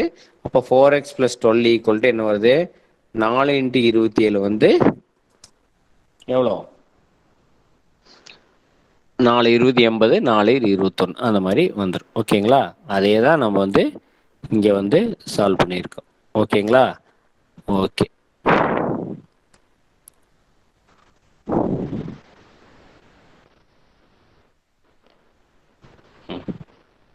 இந்த சம்முக்கு ஆன்சர் இப்படி தான் போட போகிறோம். எப்படி, first we have been given average of 4 consecutive numbers is 27. ஓகேங்களா?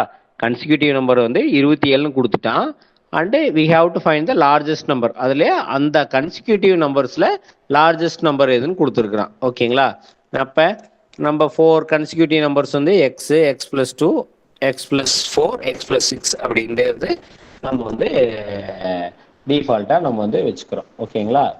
ஓகே. அப்போ சம் வந்து 4x + 12. சரிங்களா? இதில் என்ன பண்ணிடுறோம், 4 வந்து காமனாக வெளியில் எடுத்துக்கிறோம். எதுக்குன்னா எல்லாம் ஒன்று தான், 4 காமனாக வெளியில் எடுக்கலாம், எடுக்காமையும் போடலாம். சரிங்களா? ஓகே. இப்போ நம்ம 4x + 12 ஈக்குவல் டு எவ்வளோன்னு வருது, 4 × 27 எவ்வளோ, 4 × 27 வந்து 4 20 80, 4 7 20, 4 × 7 வந்து 28. அப்போ 108ன்னு வரும். சரிங்களா? ஓகே. அப்போ 4x ஈக்குவல் டு எவ்வளோ வரும்? 4x equal to 108 minus 12. 108 minus 12 எவ்வளோ? 96. ஓகேங்களா? அப்போ x equal to 96 divided by 4. ஓகேங்களா? 96 டிவைடட் பை 4 எவ்வளோ? டக்குன்னு ஆன்சர் வரணும் 24. ஓகேங்களா? 24. அப்போ ஃபர்ஸ்ட் நம்பர் வந்து என்னது? 24. ஓகேங்களா? அப்போ எக்ஸுங்கிறது என்னது? First number. அப்போ ஃபர்ஸ்ட் நம்பர் வந்து 24. நான் இங்கேயே போடுறேன். ஓகேங்களா? உங்களுக்கு புரியுற மாதிரி. ஃபர்ஸ்ட் நம்பர் வந்து 24, செகண்ட் நம்பர் வந்து 26, தேர்ட் நம்பர் 28, ஃபோர்த் நம்பர் 30. அப்போ லாஸ்ட் நம்பர் தான் வந்து 30. ஓகேங்களா? அப்போ sum of 4 consecutive number is 27. என்ன கேட்டிருக்கான் சம்மில்? மறுபடி திருப்பி பாருங்க. Average of consecutive 4 even numbers is 27 கொடுத்துருக்கான். அப்போ அதை வச்சு நம்ம என்ன பண்ணுறோம்? X, x plus 2, x plus 4, x plus 6ன்னு எடுக்கிறோம். ஏன் எடுக்கிறோம்? எக்ஸுங்கிறது ஃபர்ஸ்ட் நம்பரை வச்சுக்கிறோம். கன்சிக்யூட்டிவ் ஈவன் நம்பர்ஸ்னா என்ன? 2 2 கூட்டணும், 2 2 ப்ளஸ் பண்ணணும். ஓகேவா? அப்போ x, x plus 2, x plus 4, x plus 6. அப்போ என்ன ஆகுது? ஃபர்ஸ்ட் நம்பரை நம்ம எக்ஸ்ன்னு எடுத்துக்கிறோம், ரெண்டாவது number x plus 2, third number x plus 4, fourth number x plus 6. அப்போ ஆவரேஜ்னு என்ன அர்த்தம்? Divided by 4 equal to 27. அப்போ 4x ப்ளஸ் 12 ஈக்குவல் டு 108ன்னு வருது. ஓகேங்களா? ஏன்னா டிவைடட் பை 4 இருக்கிறது ரைட் சைட் போயில மல்டிப்ளை ஆகுது 4 × 27. அப்போ 4x equal to 108 minus 12, then 4x equal to 96, x equal to 96 divided by 4 equal to 24. Okay, fine. அப்போ ஃபர்ஸ்ட் நம்பர் வந்து 24, second number 26, third number 28, fourth number 30. ஓகேங்களா? அப்போ ஃபோர்த் லார்ஜஸ்ட் நம்பர் இது 30. இது some கரெக்டா இல்லையா அப்படின்னு கண்டுபிடிக்கிறதுக்கு ஈஸி. என்னது நம்ம என்ன பண்ணோம்? ஆவரேஜ் கண்டுபிடிக்கிறது என்ன கண்டுபிடிப்போம்? ஆட் நம்பரா இருந்தா சென்ட்ரல் இருக்கிறது, ஈவன் நம்பரா இருந்தா சென்ட்ரல் இருக்கிற ரெண்டையும் பிளஸ் பண்ணி டிவைடட் பை 4 போடுவோம். அப்ப 26 + 28 = 54. அப்ப 54 டிவைடட் பை 2 = 27. அப்ப ஆன்சர் கரெக்ட் தான். எப்படி பார்த்தாலும் ஆன்சர் கரெக்ட் தான். ஓகேங்களா? ஓகேங்களா? அப்ப நம்ம ஆன்சர் கரெக்டா இருக்கான்னு இன்னொரு டைம் எப்படி செக் பண்ணலாம்னா, இப்போ 24, 26, 28, 13 இருக்கு. ஓகேங்களா? அப்ப ஈவன் நம்பரா இருந்தா என்ன பண்ணுவோம்? ஈவன் நம்பரா இருந்தா சென்டர்ல இருக்கிற நம்பர். ஓகேவா? சரி, ஆட் நம்பரா இருந்தா சென்டர்ல இருக்கிற நம்பர். ஈவன் நம்பரா இருந்தா சென்டர்ல இருக்கிற 2 நம்பர் டிவைடட் பை 2 போட்டா வர ஆன்சர் தான் ஆவரேஜ். ஓகேங்களா? அது வந்து ஒரு ஷார்ட்கட் நம்ம ஆல்ரெடி படிச்சிருக்கோம். அப்ப இதுல வந்து சென்டர்ல 4 நம்பர் இருக்கு, ஈவன் நம்பரா இருக்கு. அதனால சென்டர்ல இருக்கிற நம்பர் ரெண்டையும் பிளஸ் பண்ணி டிவைடட் பை 2 போட்டா வர ஆன்சர் 27. அப்ப நம்ம பண்ண ஆன்சர் கரெக்ட் தான். ஓகேங்களா? இது இப்போ லாஸ்டா இப்போ லேட்டஸ்டா கேட்டிருந்தீங்க, ஆவரேஜ் ஆஃப் 4 கன்சிக்யூட்டிவ் நம்பர்ஸ். இதெல்லாம் வந்து குயிக்கா சால்வ் பண்ணக்கூடிய சம். ஓகேங்களா? ஓகே, நம்ம அடுத்த சம் பார்க்கலாம். ஏன்னா இன்னைக்கு வந்து பாத்தீங்கன்னா நம்ம லைட்டா எக்ஸாம் பாயிண்ட் ஆஃப் வியூல என்னென்ன சம் கேட்டிருக்காங்களோ அதையே டிஸ்கஸ் பண்ணுவோம். சரிங்களா? இது எல்லாமே எக்ஸாம்ல கேட்ட கொஸ்டின்ஸ் தான். ஓகேங்களா? ஓகே, இந்த கொஸ்டின் என்ன கேட்டிருக்கான்? Sum of 2 numbers is 33 and their difference is 15. Find the smallest numberன்னு கேட்குறான். சரிங்களா? நம்ம நம்பரை a plus abன்னு எடுத்துக்கலாம். அப்ப a plus b equal to a plus b. Sum of நம்பர்ஸ்னா என்னது? பிளஸ் தானே. அப்ப a plus b equal to 83. ஓகேங்களா? டிஃபரன்ஸ் என்ன சொல்லியிருக்கிறான்? 15. அதாவது ரெண்டுக்குள்ள வித்தியாசம். a minus b equal to 15. ஓகேங்களா? ஸ்மாலர் நம்பர் எதுன்னு கேட்டிருக்கான். சரிங்களா? இது ஜஸ்ட் வந்து நீங்க வந்து இது ஈக்குவேஷன் 1 எடுத்துட்டு 2 எடுத்துட்டு ரெண்டையும் சால்வ் பண்ணீங்கன்னா வர ஆன்சர் தான். சரிங்களா? 1 2 ஈக்குவேஷன் எடுத்துட்டு வர ஆன்சர் வந்து ஜஸ்ட் வந்து நம்ம சால்வ் பண்ண வேண்டியதான். இதெல்லாம் சிம்பிள். இது ஏன் சொல்றேன்னா ஜஸ்ட் இதெல்லாம் எக்ஸாம்ல கேட்கறான், நம்ம குயிக்கா சால்வ் பண்ணிக்கலாம். பட் ஆனா வந்து அந்த பேசிக் மட்டும் நான் சொல்றேன். சம் ஆஃப் நம்பர்ஸ்னா 2 நம்பரு ஏபின்னு எடுத்துக்கிறோம், a plus bன்னு எடுத்துக்கிறோம். ஓகேங்களா? அடுத்தது டிஃபரன்ஸ்னு என்ன அர்த்தம்? மைனஸ்னு அர்த்தம். ஏன்னா இந்த கொஸ்டின் நிறைய பேருக்கு டவுட் வருது அந்த பேசிக்கா மேக்ஸ் போடுறவங்களுக்கு. சரிங்களா? ஈக்குவேஷன் 1 2 பிளஸ் பண்ணீங்கன்னா என்ன வரும்? அந்த minus B plus B cancel ஆயிரும். ஓகேங்களா? அப்ப 2a ஈக்குவல் டு 48. ஓகேங்களா? அப்ப a ஈக்குவல் டு 24. ஓகேங்களா? a 24. அப்ப b என்ன வரும்? a 24னா b வந்து மேல இருக்கிற சம்லயே ஃபர்ஸ்ட் ஈக்குவேஷன்லயே பிளஸ் பண்ணுங்க. 24 பிளஸ் b ஈக்குவல் டு 33. அப்ப b ஈக்குவல் டு 9. ஓகேங்களா? அப்ப ஒரு நம்பர் வந்து 24, ரெண்டாவது நம்பர் 9. அப்ப கொஸ்டின் என்ன கேட்டிருக்கான்? ஸ்மாலர் நம்பர்னு கேட்டிருக்கான். சரிங்களா? நீங்க உடனே ஃபர்ஸ்ட் ஏ கண்டுபிடிச்சி உடனே 24ன்னு போட்டுறக்கூடாது. ஏன்னா நிறைய பேர் நல்லா எக்ஸாம் ப்ரிப்பேர் பண்றீங்க, இந்த தப்பு பண்றீங்க. சரிங்களா? கொஸ்டினை வந்து நம்ம ஃபர்ஸ்ட் நல்லா படிக்கணும். ஸ்மாலர் நம்பர் இஸ் கேட்டிருக்கான். அப்ப 24 9ல எது ஸ்மாலர் நம்பரு? 9 தான் ஸ்மாலர் நம்பர். அப்ப 9 தான் ஆன்சரை குறிக்கணும். எனக்கு ஏ ஆன்சர் வந்துருச்சு சார், உடனே 24 போடக்கூடாது. சரிங்களா? கொஸ்டினை ஒரு டைமுக்கு 2 டைம் படிச்சு பாருங்க. நம்ம எப்பவுமே தப்பு பண்றது பாத்தீங்கன்னா சிம்பிளா கேட்கற கொஸ்டின் தான் தப்பு பண்ணுவோம். சரிங்களா? அதனால கொஸ்டினை ஒரு டைமுக்கு 2 டைம் தமிழ்ல ஆகட்டும். இதுல என்ன கொடுத்துருப்பான்? 2 எண்களின் கூட்டுத்தொகை 33 மற்றும் அதன் வித்தியாசம் 15 எனில் அதில் மிகச்சிறிய எண் அப்படின்னு கேட்டிருப்பான். சரிங்களா? உடனே நீங்க வந்து என்ன பண்ணணும்? ஒரு ஆன்சர் கண்டுபிடிச்சு 24னா அது ஏ ஆப்ஷனா கொடுத்தா டக்குன்னு போடக்கூடாது. சரிங்களா? நம்ம கொஸ்டினை ஒரு டைமுக்கு 2 டைம் வந்து படிச்சு பார்க்கணும். ஓகேங்களா? இந்த சம்ம பொறுத்த வரைக்கும் அவன் ஸ்மாலர் நம்பர் கேட்டிருக்கான். அப்ப நம்ம ஆன்சர் வந்து 9 தான் வரும். சரிங்களா? ஓகே, நம்ம அடுத்த கொஸ்டின் பார்க்கலாம். இதெல்லாம் பார்த்தா சிம்பிளா இருக்கிற மாதிரி இருக்கும், பட் ஆனா உங்களுக்கு டிஃபிகல்ட்டா இருக்கும். சரி, ஓகே. அடுத்த கொஸ்டின் இதெல்லாமே பாத்தீங்கன்னா லாஸ்ட் கொஸ்டின்ஸ்ல கேட்டதுதான். சரிங்களா? Find the average of all numbers between 6 and 34 which are divisible by 5ன்னு கேட்டிருக்கா. சரிங்களா? தமிழ்ல பார்த்த வரைக்கும் ஆவரேஜ் ஆஃப் ஆல் நம்பர்ஸ், அதாவது சராசரி சராசரி வந்து 6க்கும் 34க்கும் நடுவுல 5ஆல வகுபடக்கூடியது எவ்வளோ அப்படின்னு கேட்குறான். சரிங்களா? 6க்கும் 34க்கும் நடுவுல இருக்கிற numbers 5ஆல வகுபடக்கூடியது which are divisible by 5. ஓகேங்களா? அப்ப நம்ம என்ன பண்ணோம்னா 6க்கும் 34க்கும் நடுவுல 5ஆல வகுபடக்கூடிய, அதாவது which are divisible by 5 வந்து கண்டுபிடிக்கணும். சரிங்களா? அப்ப 5ஆல வகுபடக்கூடியது எது? 6க்கும் 34க்கும் நடுவுல 10 வகுபடும், 15 பண்ணும், 20 பண்ணும், 25 பண்ணும், 35 பண்ணுமா? பண்ண முடியாது. ஏன்னா 34க்கும் 6க்கும் 34க்கும் நடுவுல அதான். சரிங்களா? நம்ம என்ன பண்ணுவோம்னா 6க்கு அடுத்து 10 போட்டுருவோம். ஆனா 34ங்கிறத மறந்துட்டு 35ங்கிறத போடுவோம். ஓகேங்களா? இந்த சம்ல நம்ம தப்பு பண்ணக்கூடிய இடம் வந்து அதுதான். சரிங்களா? ஏன்னா அந்த 34 35க்கு நடுவுல ஒண்ணுதான் இருக்கு. நம்ம என்ன பண்ணுவோம்னா நம்பர்ஸ் பிட்வீன் 6 and 34னா 35 ஆட் பண்ணிடுவோம். சரிங்களா? திரும்ப திரும்ப சொல்றேன், நல்லா நோட் பண்ணிக்கோங்க. Find the average of all numbers between 6 and 34னா உடனே குயிக்காக நம்ம என்ன பண்ணுவோம் தெரியுங்களா? 10 15 20 25 அடுத்தது வந்து 30 போடுவோம். 30க்கு அடுத்து 35யும் போட்டுருவோம். இந்த சம்ல நம்ம தப்பு பண்ணக்கூடிய இடம் வந்து இதுதான். ஏன்னா 6 and 34னா நம்ம உடனே வந்து அந்த 34க்கு பிலோங்கிறத வந்து நம்மளுக்கு வந்து குயிக்கா அந்த சம் குயிக்கா, ஏன்னா எக்ஸாம் டென்ஷனு, அதுல வந்து நம்ம அதை வந்து கண்டுக்க மாட்டோம். அதனால என்ன பண்ணுவோம்னா 35யும் சேர்த்திடுவோம். ஆல்ரெடி நான் ரிப்பீட்டா சொல்லிட்டே இருக்கிறது தான். நம்ம வந்து என்ன பண்றோம்னா சின்ன சின்ன சம்மில் தான் வந்து தப்பு பண்றோம். சரிங்களா? அதனால தான் இன்னைக்கு வந்து ரொம்ப பேசிக்கான சம்ஸ். ஏன்னா இப்போ லாஸ்ட் எக்ஸாம்லயே பாத்தீங்கன்னா இப்போ எல்லாம் எழுதிட்டு வந்தீங்களே, அதுல எல்லாமே டஃப்பான சம்ஸ் எல்லாம் சால்வ் பண்ணிட்டீங்க. ரொம்ப ஈஸியான சம்ஸை ரொம்ப ரொம்ப சின்ன சின்ன தப்பா பண்ணிட்டு வந்திருக்கீங்க. நிறைய பேர் வந்து எனக்கு கொடுத்த ஃபீட்பேக் அதுதான். அதனாலதான் வந்து ரொம்ப ரொம்ப சிம்பிளான சம்மா பாக்குறோம். ஏன்னா நம்ம வந்து ஈஸியான சம்மில் தான் மார்க் எடுக்கணும். டஃப்பான சம்மை சால்வ் பண்றது பெருசு கிடையாது. அது வந்து நல்லா ப்ரிப்பேர் பண்ணிட்டு இருக்கிறீங்க, பண்ணிடுவீங்க.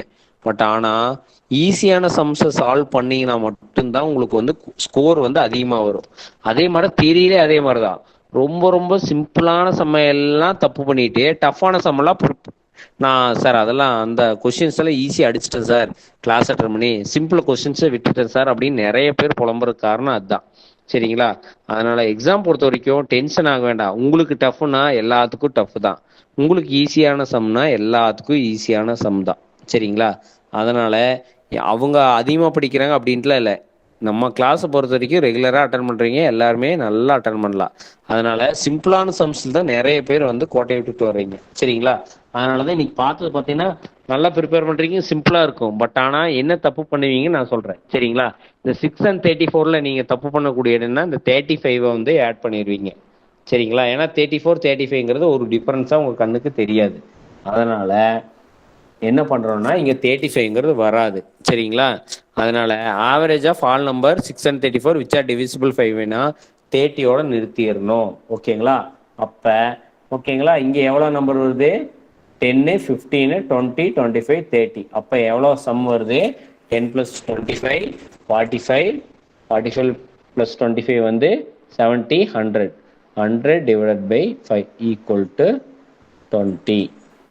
ஓகேங்களா? இதுதான் வந்து ஆன்சர். இதில் நீங்கள் 35 சேர்த்துனீங்கன்னு வச்சுக்கோங்களேன், ஆன்சரே மாறும். அந்த ஆன்சரும் கொடுத்துருப்பாங்க. சரிங்களா? அதனால் கன்ஃபியூஸ் ஆகிக்க வேண்டாம். சரிங்களா? அதனால் திரும்ப திரும்ப சொல்கிறேன், சிம்பிளான சம்மில் தான் நீங்கள் நிறைய தப்பு பண்ணுறீங்க. Find the average of all numbers between 6 and 34னா 35 அங்கே வராது. விச் ஆர் டிவிசிபிள் 5 5ஆல் பண்ணுறது 6க்கும் 34க்கும் நடுவில் இருக்கிறது, பிட்வீனுங்கிறது சொல்லியிருக்கான். அப்போ 10 15 20 25 30 தான் வரும். ஓகேங்களா? அதை வந்து நீங்கள் திரும்ப திரும்ப நல்லா ஞாபகம் வச்சுக்கோங்க. ஓகேங்களா?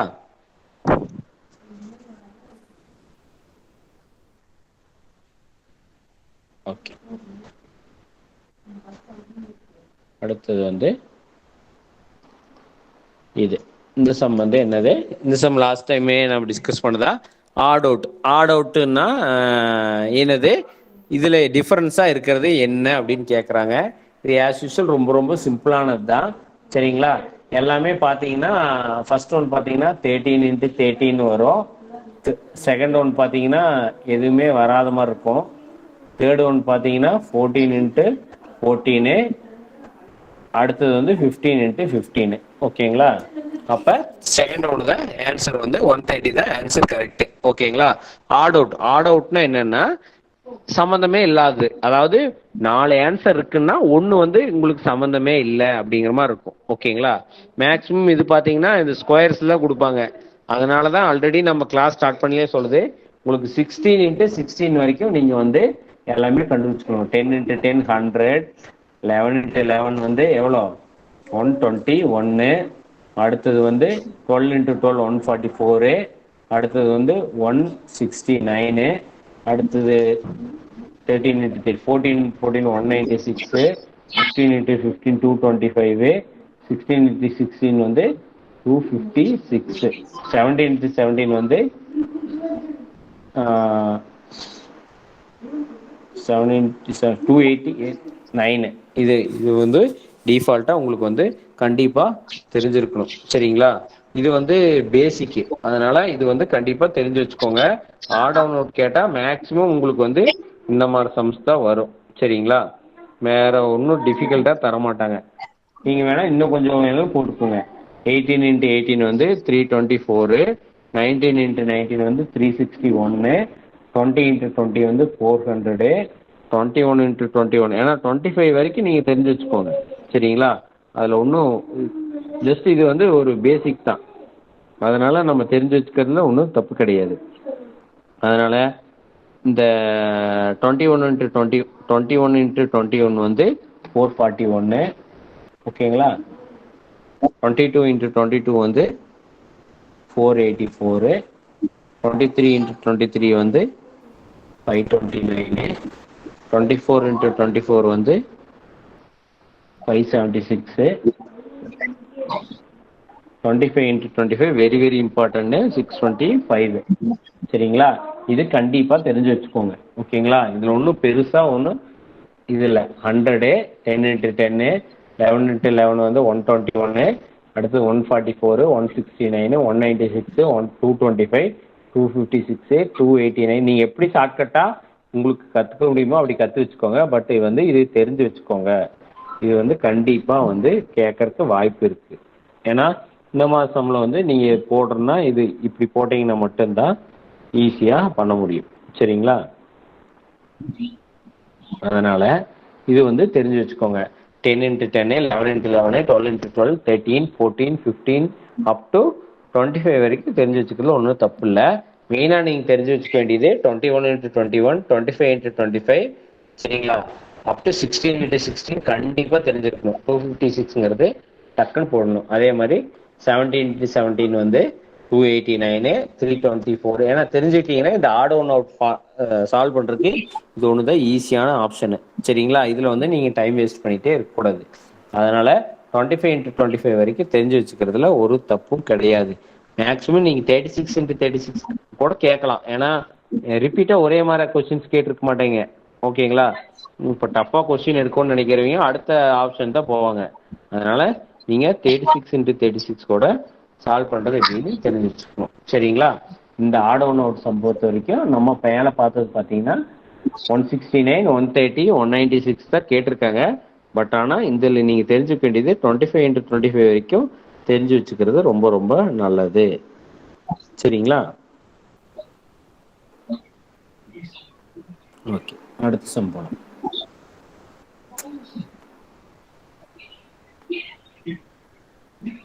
Okay, the average age of 35 students in the class is 16 years ன்னு சொல்லிக்கிறான். இது ஆல்ரெடி நிறைய டைம் சால்வ் பண்ண சம் தான், இருந்தாலும் நம்ம ரிப்பீட்டா மறுபடியும் பார்க்குறோம். சரிங்களா? என்ன கேட்டிருக்கான்? Average of 35 students in class is 16 இயர்ஸ்னு என்ன அர்த்தம்? ஆவரேஜ் ஏஜ் வந்து 35 ஸ்டூடெண்ட்ஸோடது 16 வருஷம் அப்படின்னு என்ன அர்த்தம்? 35 ஸ்டூடெண்ட்ஸ் ஏஜை ப்ளஸ் பண்ணி divided by 35 equal to 16 years. அப்போ sum of 35 students is equal to 35 into 16. ஓகேவா? அதான் அர்த்தம். Sum of 35 students divided by 35, sorry, sum of 35 students divided by 35 equal to 16 years. அப்ப sum of 35 students na 16 into 35 ன்னு அர்த்தம். ஓகேவா? அப்ப 16 into 35 எவ்வளோ? 560. Okay okay. அடுத்தது average age of 21 students 40. அப்ப sum of 21 students is equal to 14 into 21, that is equal to 14 into 21 வந்து 294. என்ன எடுக்கிறான்? average of remaining 14 students. அப்ப sum of 14 students is equal to 560 minus 294, that is equal to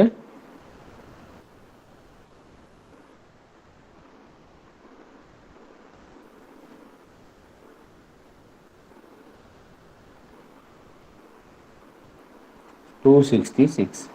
சரிங்களா?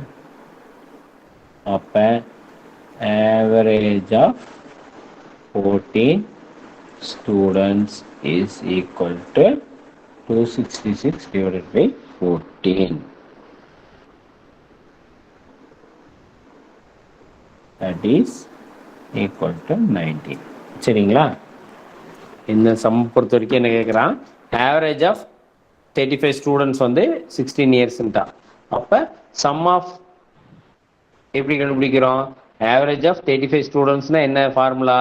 Some of 35 students divided by 35 is equal to 16. அப்போ இந்த 16 வந்து 16 into 35 வந்து 516 வருது. ஓகேங்களா?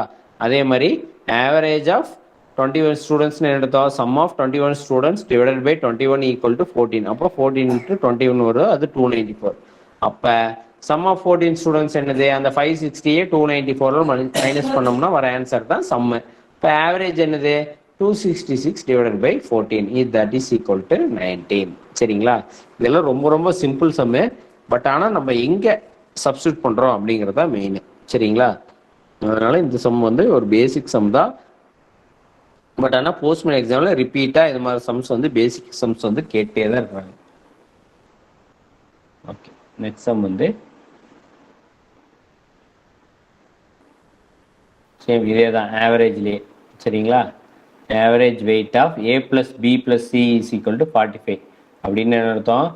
a plus b plus c divided by 3 equal to 45. அப்போ 45 into ஏ plus B plus C எவ்வளோ? 45 into 3. 45 into 3 வந்து 135. ஓகேவா? If the average weight of A plus B is equal to 45, sorry 40.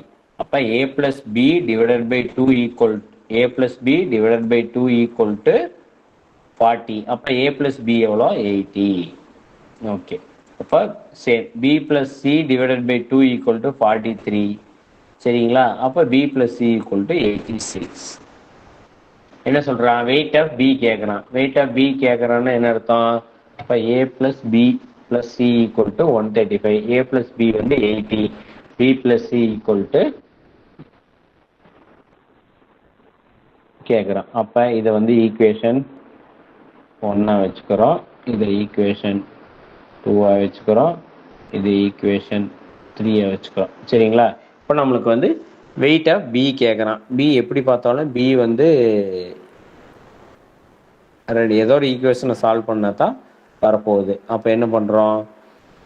ஏன்னா ரெண்டுலேயுமே பி கொடுத்துட்டான். அதனால் நம்ம இந்த ஈக்குவேஷனை எப்படி பி கண்டுபிடிக்கிறதுக்கு எப்படி சால்வ் பண்ணணுமோ அந்த மாதிரி பண்ணிக்கலாம். ஃபர்ஸ்ட் வந்து ஏ ப்ளஸ் பி ஈக்குவல் டு 18 இருக்கா? ஃபர்ஸ்ட் ஈக்குவேஷனில் செகண்ட் ஈக்குவேஷன் சப்ஸ்டியூட் பண்ணுங்க. அப்போ 80 plus C equal to 135. Then C equal to C எவ்வளோ? 55. ஓகேங்களா? அப்போ சி ஈக்குவல் டு 55. ஏன்னா 50 ப்ளஸ் 80 வந்து 135. அப்போ செகண்ட் ஈக்குவேஷனில் சப்ஸ்டியூட் பண்ணுங்க. அப்போ B plus 55 equal to 86. Then we is equal to ஓகேங்களா? 86 மைனஸ் 55. 86 மைனஸ் 55 எவ்வளோ? 31. அவ்வளோதான். ஓகே, சில பேர் ஆன்சரே போட்டிங்க. அப்போ இப்போ நம்ம ஏவோடது கண்டுபிடிப்போம். ஓகேங்களா? அப்போ A plus B equal to 80. அப்போ ஏ ப்ளஸ் 31 ஈக்குவல் டு 80. தென் ஏ வந்து எவ்வளோ? ஏ வந்து 49. அப்போ 49 ப்ளஸ் 31 ப்ளஸ் 55 எவ்வளோன்னு போடுங்க. அந்த ஆன்சரு கரெக்டாக வருதுன்னு பார்ப்போம். ஓகேவா? அப்போ ஏ வந்து 49 ப்ளஸ் பி வந்து 31. ரெண்டையும் சேர்த்துனீங்கன்னா 80 ப்ளஸ் 55 ஈக்குவல் டு 135. அப்போ ஆன்சர் கரெக்ட் தான். சரிங்களா? இதெல்லாம் சிம்பிளான சம்மு, குயிக்காக சால்வ் பண்ணுறது. சரிங்களா? நம்ம ஏ கேட்டாலும் பி கேட்டாலும் சி கேட்டாலும் குயிக்காக சால்வ் பண்ணணும். ஜஸ்ட் என்ன பண்ணிக்கிறான், கொஞ்சம் ஒரு ஸ்டெப் வந்து எக்ஸ்ட்ரா போடுற மாதிரி கேட்டிருக்கான். இதே ஏ ப்ளஸ் பிக்கு பதிலாக ஏ ப்ளஸ் சி கொடுத்துருந்தாங்கன்னா டைரெக்டாக பியோட ஆன்சரை வந்து நம்ம கண்டுபிடிச்சிடலாம். ஜஸ்ட் வந்து இங்கே என்ன கொடுத்துருக்கா, ஏ ப்ளஸ் பியும் பி ப்ளஸ் சியும் கொடுத்ததுனால ஒரு ஸ்டெப் வந்து எக்ஸ்ட்ரா வருது. நம்ம வந்து சி வேலையை கண்டுபிடிச்சிட்டு அது ஏ வேல்யூ ஏதாவது ஒன்றை கண்டுபிடிச்சிட்டு அடுத்து பி வேலையை கண்டுபிடிக்கிற மாதிரி போடுறோம். சரிங்களா? இங்கே வந்து C value, A value, B value எது வேணாலும் கண்டுபிடிச்சிக்கலாம். நம்மளுக்கு வந்து ஏதோ ஒரு 2 ஈக்குவேஷன் கொடுத்துருந்தா கூட நம்ம இதை வந்து கண்டுபிடிச்சிடலாம். சரிங்களா? ஓகே.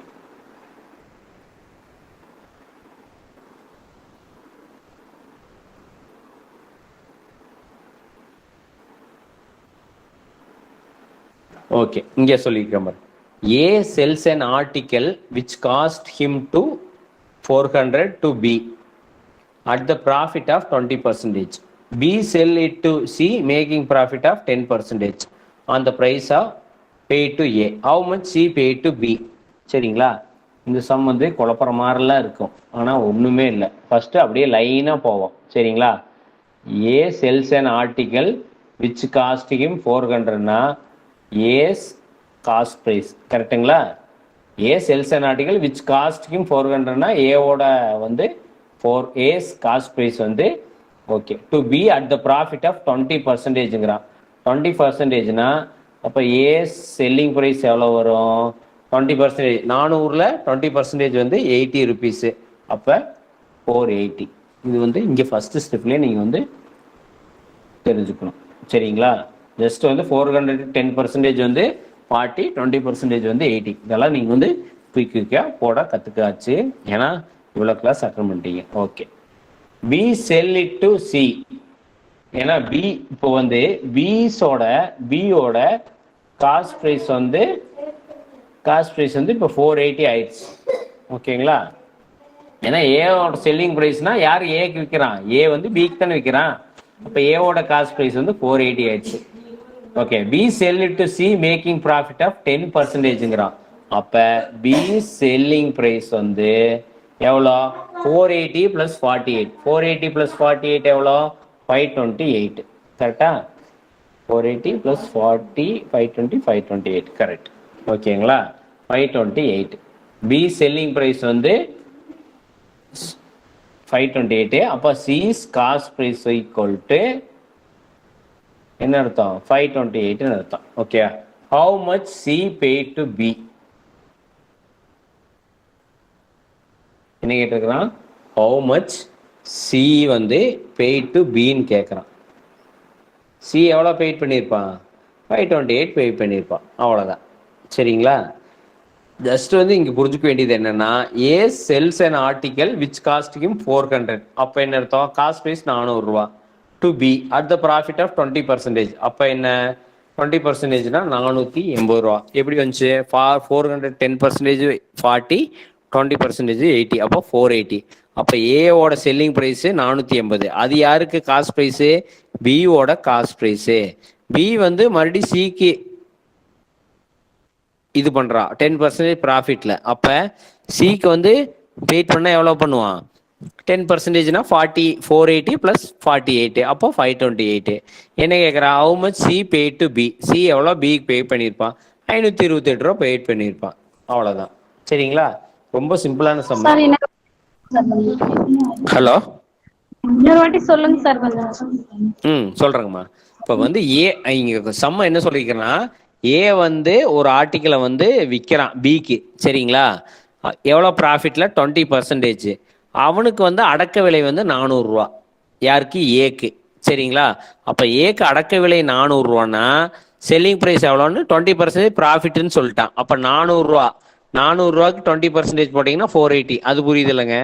அப்போ ஏவோட செல்லிங் ப்ரைஸ் வந்து 480 ரூபா. அந்த 480 ரூபாங்கிறது என்னன்னா பியோட அடக்க விலை. ஓகேங்களா? இப்போ ஒரு ட்ரெஸ் ஒரு ஹோல்சேல் கடைக்காரர்ன்றது நீங்க வாங்குறீங்கன்னா உங்களுக்கு அடக்க விலை தான் அது. ஓகேங்களா? அப்ப 480 ரூபா உங்களுக்கு அடக்க விலை. அப்புறம் B sell to C. B வந்து இன்னொருத்தனுக்கு விற்கிறான். அதாவது ஹோல்சேல் வியாபாரிகிட்ட இருந்து ஒருத்தன் வந்து வியாபாரி வாங்கிட்டா, வியாபாரி கஸ்டமர் கொடுக்குறான். எவ்வளோ? 10% ப்ராஃபிட்ல. அப்ப 480 ரூபாய்க்கு 10% ப்ராஃபிட்னா 480 + 40 48. ஓகேங்களா? அப்ப 480 + 48 எவ்வளோ? 528 ரூபா. சரிங்களா? 528 ரூபா. How much C paid to பிங்கிறா. சி வந்து பிக்கு எவ்வளோ பெய்ட் பண்ணியிருப்பான்னு கேட்குறான். சி வந்து எவ்வளோக்கு வாங்கியிருக்கிறான்? 528 ரூபாய்க்கு வாங்கியிருக்கிறான். புரியுதுங்களா?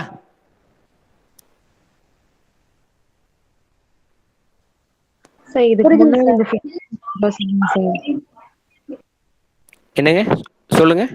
ஃபிஃப்த் சம் ஒரு தடவை இன்னொரு தடவை சொல்லுங்க சார். ஓகே, இது சிம்பிளான சம் தாங்க. என்ன கொடுத்துருக்கேன்? ஆவரேஜ் வெயிட் ஆஃப் ஏபிசி வந்து 45 கிலோன்னு சொல்லியிருக்கான். சரிங்களா? அப்போ என்ன அர்த்தம்? A + B + C divided by 3 = 45. ஓகேங்களா?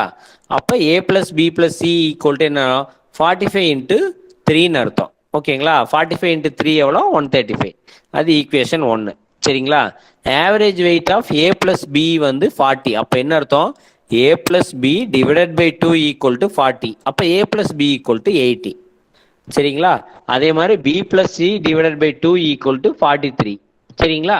அப்போ பி + சி = 86. இதில் வந்து வெயிட் ஆஃப் பி கேட்குறான். ஆஸ் யூஸ்வல் ஈக்குவேஷன் சால்வ் பண்ணுற மாதிரி தான். ஏ + பி = 18 இருக்குங்களா? அப்போ ஃபர்ஸ்ட் ஈக்குவேஷனில் போடுங்க. ஏ + பி 80. அப்போ 80 + சி = 135. அப்போ 80 + சி வந்து 135னா சி வந்து 55. ஓகேங்களா? சி வந்து 55. ஓகே, சி வந்து 55னா தேர்ட் ஈக்குவேஷனில் போடுங்க. பி + 55 = 86. இப்போ பி வந்து 31. அவ்வளோதான். இங்கே ஆன்சர் வந்து பி தான் கேட்டிருக்கான். நம்ம எக்ஸ்ட்ராவாக ஏவும் சால்வ் பண்ணுறோம். புரியுதுங்களா? ரொம்ப ரொம்ப சிம்பிளான சம் தாங்க. புரியுதுங்களா? Okay sir. புரியுதா? நான் இதுல ஏதாவது டவுட் இருந்தா கேளுங்க, ஒன்றும் தப்பு இல்லை. Okay sir. புரியுது. சரியா புரியல சார்? புரியுதுங்களா? புரியுது சார். இல்ல ஒரு டைம் நல்லா பாருங்க, ஒன்றும் தப்பு இல்லை. சிம்பிளான டவுட்டா இருந்தாலும் கேளுங்க. ஏன்னா நம்ம வந்து இன்னொரு கிளாஸ் தடவை எடுக்கிறது வந்து சொல்லுங்க சார். இல்ல அந்த a plus B plus C equal to 135ங்கிறது புரியுதா புரியலையா அதை மட்டும் சொல்லுங்க.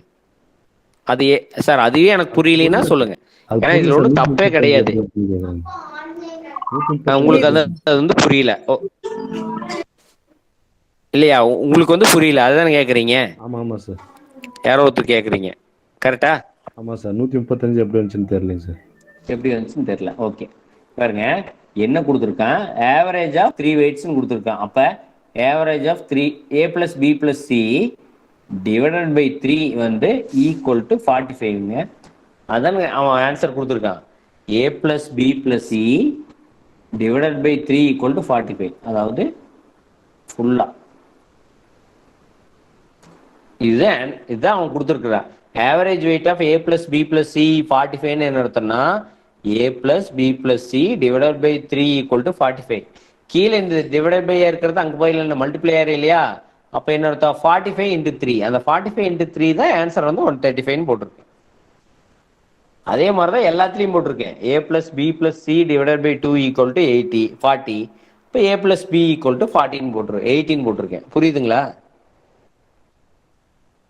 ஆவரேஜ்னு என்ன அர்த்தங்க, sum of numbers divided by total numbers equal to average.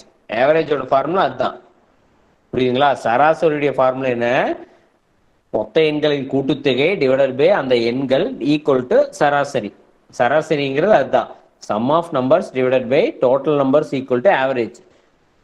மொத்த எண்களின் கூட்டுத்தொகை டிவைடட் பை அந்த எண்கள் மொத்த எண்கள் ஈக்குவல் டு சராசரி. அதான் ஃபார்முலா. அப்போ ஆவரேஜ் ஆஃப் 3 வெயிட்ஸ்னு என்ன அர்த்தம், a plus B plus 3 divided by 3 equal to 45. இந்த divided by 3 equal to right side போயில மல்டிப்ளையே மாறிடுது. புரியுதுங்களா? Okay sir. சார் அதுல இருந்து மைனஸ் பண்ணீங்களா சார், அது போட்டு இருந்தீங்கன்னா அங்க புரிஞ்சிருக்கும் சார், அதனால கேக்குறேன். ஓகே, இல்ல அந்த ஆவரேஜே அவருக்கு குழம்பிடுச்சு, வேற ஒன்றும் இல்லை. அந்த 135 வந்தது அவருக்கு டக்குன்னு புரியல. Okay sir. ஆவரேஜ் கிளாஸ் வந்து ஓகே சார். ஓகே, அடுத்த போலாம்ல? போலாம் சார். இல்லை டவுட் இருந்தால் கேளுங்க, ஒன்றும் தப்பு இல்லை. ஏன்னா எல்லாருக்குமே ஒரே மாதிரி புரியணும்னு அவசியமே கிடையாது. நம்ம திரும்ப திரும்ப ஃபர்ஸ்ட் வந்து சொல்லிட்டு இருக்கிறது என்னன்னா, நல்லா ப்ரிப்பேர் பண்றவங்களுக்கு நம்ம கிளாஸ் எடுக்கிறதே கிடையாது. நம்ம கிளாஸ் எடுக்கிறது பேசிக்கா தெரிஞ்சுக்கிறவங்களுக்கு மட்டும்தான். அதனால நீங்க ஒன்றும் கூச்சமே பட வேண்டாம். தயவு செஞ்சு உங்க சந்தேகத்தை கேளுங்க, சரிங்களா? இதே ஆஸ் யூஷுவல் நம்ம லாஸ்ட் டைமே பார்த்தது தான். இந்த சம் ரொம்ப ரொம்ப இம்பார்ட்டன்ட் சம்னு கொடுத்தோம். இது வந்து ஞாபகம் இருக்குங்களா? இந்த சம் ஞாபகம் இருக்கா? இந்த சம் ஏற்கனவே நான் வந்து 5th டைமோ 6th டைமோ எடுக்கிறேன்னு நினைக்கிறேன், சரிங்களா? இதுக்கு ஆன்சர் கூட உங்களுக்கு டக்குன்னு ஞாபகம் வரணும். Very good. 25,300 வெரி குட், சரிங்களா? ஏன்னா இந்த சம் வந்து நம்ம ரேஷியோ அண்ட் ப்ரொபோர்ஷன் மெத்தட்ல போடலாம். 2-3 மெத்தட் இருக்கு. நம்ம ஆஸ் யூஷுவல் வந்து ரேஷியோ அண்ட் ப்ரொபோர்ஷன் மெத்தட்ல வந்து சால்வ் பண்ணோம். எப்படி 18,700 ஈஸ்ட் 55 ஈக்குவல் டு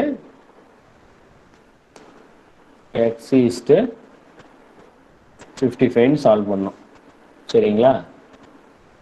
இந்த சம்மம் மடி ரொம்ப ரிப்பீட்டாக போக வேண்டாம். ஏன்னா ஏகப்பட்ட டைம் கிளாஸ் அட்டன் பண்ணியாச்சு. நீங்கள் ரெகுலராக அட்டன் பண்ணீங்கன்னா இது வந்து ரொம்ப ரொம்ப ஈஸியான சம்மு.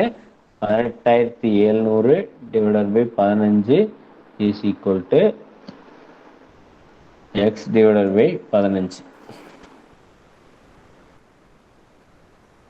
அதனால இந்த சம் ரொம்ப டீப்பாக போக வேண்டாம், ரொம்ப ரொம்ப இம்பார்ட்டன்ட் சம்மு. இதுக்கு ஆன்சர் வந்து காஸ்ட் ப்ரைஸ் 22,000 வரும், சரிங்களா? செல்லிங் ப்ரைஸ் 25,300 வரும், ஓகேங்களா? அதாவது இது வந்து லாஸ் 15%னா 18,700, cost price is 22,000, selling price 15%, profit 15%னா 25,300. இது நம்ம ஒண்ணு நீங்க புரியலினாலும் நம்ம பழைய மேத்ஸ் கிளாஸை நீங்க வந்து அட்டன் பண்ணலின்னு அர்த்தம், சரிங்களா? அதனால இது ரிப்பீட்டா நடத்த வேண்டாம். அதனால இந்த சம் வந்து ரொம்ப ரொம்ப இம்பார்ட்டன்ட் சம்னு ஆல்ரெடி சொல்லியிருக்கிறோம். அதனால பழைய மேத்ஸ் கிளாஸ் சொல்லுங்க. ஒரு தடவை இந்த சம் கொஞ்சம் சொல்லிடுங்க சார். இல்லைங்க, இது வந்து என்னன்னா நம்ம வந்து ஒரு ஃபார்முலா மாதிரி போட்டோம் சரிங்களா. அதாவது லாஸும் கெயினும் சேம் பர்சன்டேஜாக இருந்தால் நம்ம வந்து எந்த மெத்தடில் போடலான்னா நம்ம வந்து ரேஷியோ அண்ட் ப்ரொபோர்ஷன் மெத்தடில் போடலான்னு ஆல்ரெடி சொல்லியிருந்தோம். நீங்கள் வந்து பழைய கிளாஸ் அட்டன் பண்ணலினா தான் இந்த டவுட்டை கேட்கணும் எனக்கு சரிங்களா. பழைய கிளாஸ் இவ்வளோ கிளாஸ் அட்டன் பண்ணிட்டு மறுபடியும் இதே டவுட்டை வந்து தயவு செஞ்சு கேட்கவே கூடாது என்னை பொறுத்த வரைக்கும் நான் சொல்கிறது சரிங்களா. அதனால தயவு செஞ்சு இந்த சம்மை பொறுத்த வரைக்கும் நீங்கள் பழைய கிளாஸ் அட்டன் பண்ணலின்னு தான் அர்த்தம் சரிங்களா. ரேஷியோ அண்ட் ப்ரொபோர்ஷன் மெத்தட்ல இந்த சம் வந்து நம்ம லாஸ்ட் கிளாஸ்லேயே சால்வ் பண்ணியிருக்கோம். இதே ரிப்பீட் ஆனால் டக்குன்னு ஒருத்தர் 25 300ன்னு போட்டார் பார்த்தீங்களா, அந்த அந்த பர்பஸ்க்காக தான் இந்த சம்மையே நான் இங்கே கொண்டு வந்தேன் சரிங்களா. அதாவது லாஸும் கெயினும் சேமாக இருக்கையில நம்ம ரேஷியோ ப்ரொபோர்ஷன் மெத்தடில் வந்து இந்த சம்மை சால்வ் பண்ணலான்னு சொல்லியிருந்தோம். தயவு செஞ்சு எனக்கு லாஸ்ட் கிளாஸை வந்து இங்கே கவனிக்கலின்னு தான் அர்த்தம், இல்லை பார்க்கலின்னு அர்த்தம். அதனால நீங்கள் லாஸ்ட் கிளாஸை தயவு செஞ்சு பாருங்கள். ஏன்னா இந்த சம்மை நான் ரிப்பீட் பண்ணுறேன். ஏன்னா இது எனக்கே தெரிஞ்சே நான் 5வது டைமும் 6வது டைமும் சால்வ் பண்ணுறேன் இந்த சம்மை. அதனால தயவு செஞ்சு இந்த சம் கேட்க வேண்டாம் சரிங்களா. இந்த சம்முக்கு வந்து ஆன்சர் வந்து உங்களுக்கு கடகடன்னு வரணும். அது 25 300 அந்த சம் போடையிலே ஒருத்தர் 25 300ன்னு போட்டாரு. அதனால இந்த சம்முக்கு வந்து தயவு செஞ்சு ஆன்சர் கேட்காதீங்க. லாஸ்ட் கிளாஸை தயவு செஞ்சு இன்னொரு டைம் ரிப்பீட்டாக பாருங்க சரிங்களா. இல்லைன்னா எனக்கு இண்டிவிஜுவலா சார் இல்லை எனக்கு புரியலைன்னா எனக்கு இண்டிவிஜுவலா சேட் போடுங்க, நான் மறுபடியும் எக்ஸ்பிளைன் பண்றேன் சரிங்களா. ஏன்னா இதுக்கு வந்து நீங்க வந்து நான் 6வது டைமா இந்த சம்மையே நடத்துறேன். அதனால இந்த சம்மை தயவு செஞ்சு கேட்காதீங்க ஓகேங்களா. ஓகே, இந்த சம்மும் ஆஸ் யூஷுவல் ரிப்பீட் பண்றது தான். இதுவும் வந்து ரொம்ப ரொம்ப சிம்பிளான சம்மை. இன்னைக்கு மேக்ஸ்ல நம்ம பார்க்கறது எல்லாமே சிம்பிளான சம் தான் பார்க்குறோம், ஏன்னா நிறைய தப்பு பண்றதுனால சரிங்களா. இங்க கொஸ்டினை புரிஞ்சுக்குங்க. 3 candidates contested and election ஓகேங்களா. 3 candidates வந்து எலெக்ஷன்ல பார்ட்டிசிபேட் பண்றாங்க. அவங்க வந்து ஒருத்தர் வந்து 1136 ஓட்டு, ரெண்டாவது வந்து 7636 ஓட்டு ஓகேங்களா. மூணாவது வந்து எவ்வளோ 11628 ஓட்டு கிடைக்குது. What percentage of total votes the winning candidates got. Winning கேண்டிடேட்ஸ்னா மூணாவதா 11628 கேட்டு வின்னிங் 11628 தான் வின்னிங் கேண்டிடேட் பண்ணிக்கிறாங்க. அப்ப டோட்டல் ஓட்ஸ் வந்து இங்க பண்ணணும், ஏன்னா ஆவரேஜ் கண்டுபிடிக்கணும் இல்லையா. அப்ப 1136 + 7636 + 11628 தட் இஸ் ஈக்குவல் டு 20400 ஓட்டு ஓகேங்களா. 20400 ஓட்டு அவர் வந்து டோட்டல் ஓட்டு வாங்கிக்கிறாரு. அப்ப பர்சன்டேஜ் எப்படி கண்டுபிடிப்பீங்க? 11628 டிவைடட் பை 20400. அதுதான் வந்து இது. ஏன்னா அவர் எவ்வளோ பர்சன்டேஜ் வந்து வாங்கியிருக்கிறாருன்னு எப்படி கண்டுபிடிப்பீங்க? 20400 ஓட்டுல 11628 வந்து எவ்வளோ பர்சன்டேஜ் அப்படின்னு கண்டுபிடிக்கணும் சரிங்களா. அப்ப அது கண்டுபிடிச்சிங்கன்னா இன்ட்டு 100 ஓகேங்களா. தட் இஸ் ஈக்குவல் டு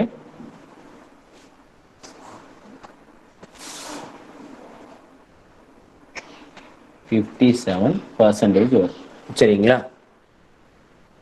57% வரும். அதாவது 11628 divided by 204 equal to 11628 divided by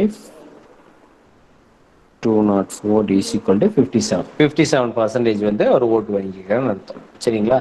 இது வந்து மேக்ஸிமம் அடிக்கிற மாதிரி வரும், ஆனால் குயிக்காக சால்வ் பண்ணலாம். நீங்க புரிஞ்சுக்க வேண்டியது என்னன்னா what percentage of total votes the winning candidates got. இதே what percentage of votes the losing candidates least losing candidates அர்த்தம் 1136 டிவைடட் பை 20400 இன்ட்டு 100 ஓகேங்களா. அப்ப 1136 டிவைடட் பை 20400 இன்ட்டு 100 அது வந்து 5.57% சரிங்களா. நம்ம சம் கேட்டது வந்து வின்னிங் கேண்டிடேட் கேட்டிருக்காங்க. இதே வந்து லூசிங் கேண்டிடேட்னா யாரோ 1136 வாங்கினதா ரொம்ப, அதாவது மிக குறைந்த ஓட்டு பெற்றவரோட பர்சன்டேஜ் என்ன ஓகேங்களா அப்படின்னு கேட்டா 1136 டிவைடட் பை 20400 போடணும் சரிங்களா. வின்னிங் கேண்டிடேட் வந்து 11628, அவருடைய வின்னிங் பர்சன்டேஜ் எவ்வளோ அப்படின்னு கேட்டா இந்த மாதிரி தான் டோட்டல் பண்ணி பண்ணணும். இது வந்து ஆவரேஜ் சம் சரிங்களா. டவுட் இல்லையில இந்த சம்ல. ஓகே, அடுத்த some. A student has to obtain 33% to pass சரிங்களா. ஒரு ஸ்டூடெண்ட் வந்து 100% இருந்தா 100க்கு 33 வாங்கினா பாஸ், 200க்கு 66 வாங்கினா pass. Okay, he got 125 marks and failed by 40 marks. சரிங்களா, அவன் வந்து 125 மார்க் வாங்கிட்டான், ஆனாலும் ஃபெயில் பை 40%. அப்ப என்ன அர்த்தம்? 165 165ங்கிறது 33%. சரிங்களா, 165ங்கிறது 33%. அப்ப என்ன அர்த்தம்?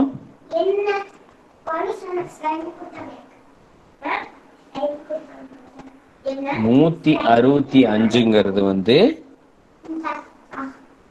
33%. அப்ப 100% எவ்வளோ? அப்ப 500 மார்க்ஸ். ஓகேங்களா, புரியுதுங்களா? ரொம்ப ரொம்ப சிம்பிளான சம்ம. A student has to obtain 33% to pass. 33% எடுத்து அவன் பாஸ். சரிங்களா, 100க்கு. ஆனா வந்து இந்த சம்ல என்ன சொல்லிக்கிறான், அவன் 125 மார்க் எடுத்துட்டான், ஆனா ஃபெயில் பை 40 மார்க்ஸ். அப்படின்னு என்ன அர்த்தம்? டோட்டலா 165 மார்க் எடுத்தா பாஸ். அப்ப 165ங்கிறது எவ்வளோ? 33%. அப்போ 33%ங்கிறது 165ன்னா அப்ப மேக்ஸிமம் மார்க்ஸ்னா 100%. அப்ப 165 டிவைடட் பை 33 வந்து 5 5 × 100 500. அப்ப 500க்கு அவன் 165 மார்க் எடுத்தான்னா 33%. ஓகேங்களா, அதான் மீனிங். அப்ப இந்த சம்ல வந்து அவன் எவ்வளவு பர்சன்டேஜ் எடுத்திருக்கான்னு கூட கேட்கலாம். அவன் எவ்வளவு எடுத்திருக்கான்? 125 எடுத்திருக்கிறான் 500க்கு. அப்ப எவ்வளவு மார்க் எடுத்திருக்கிறான்?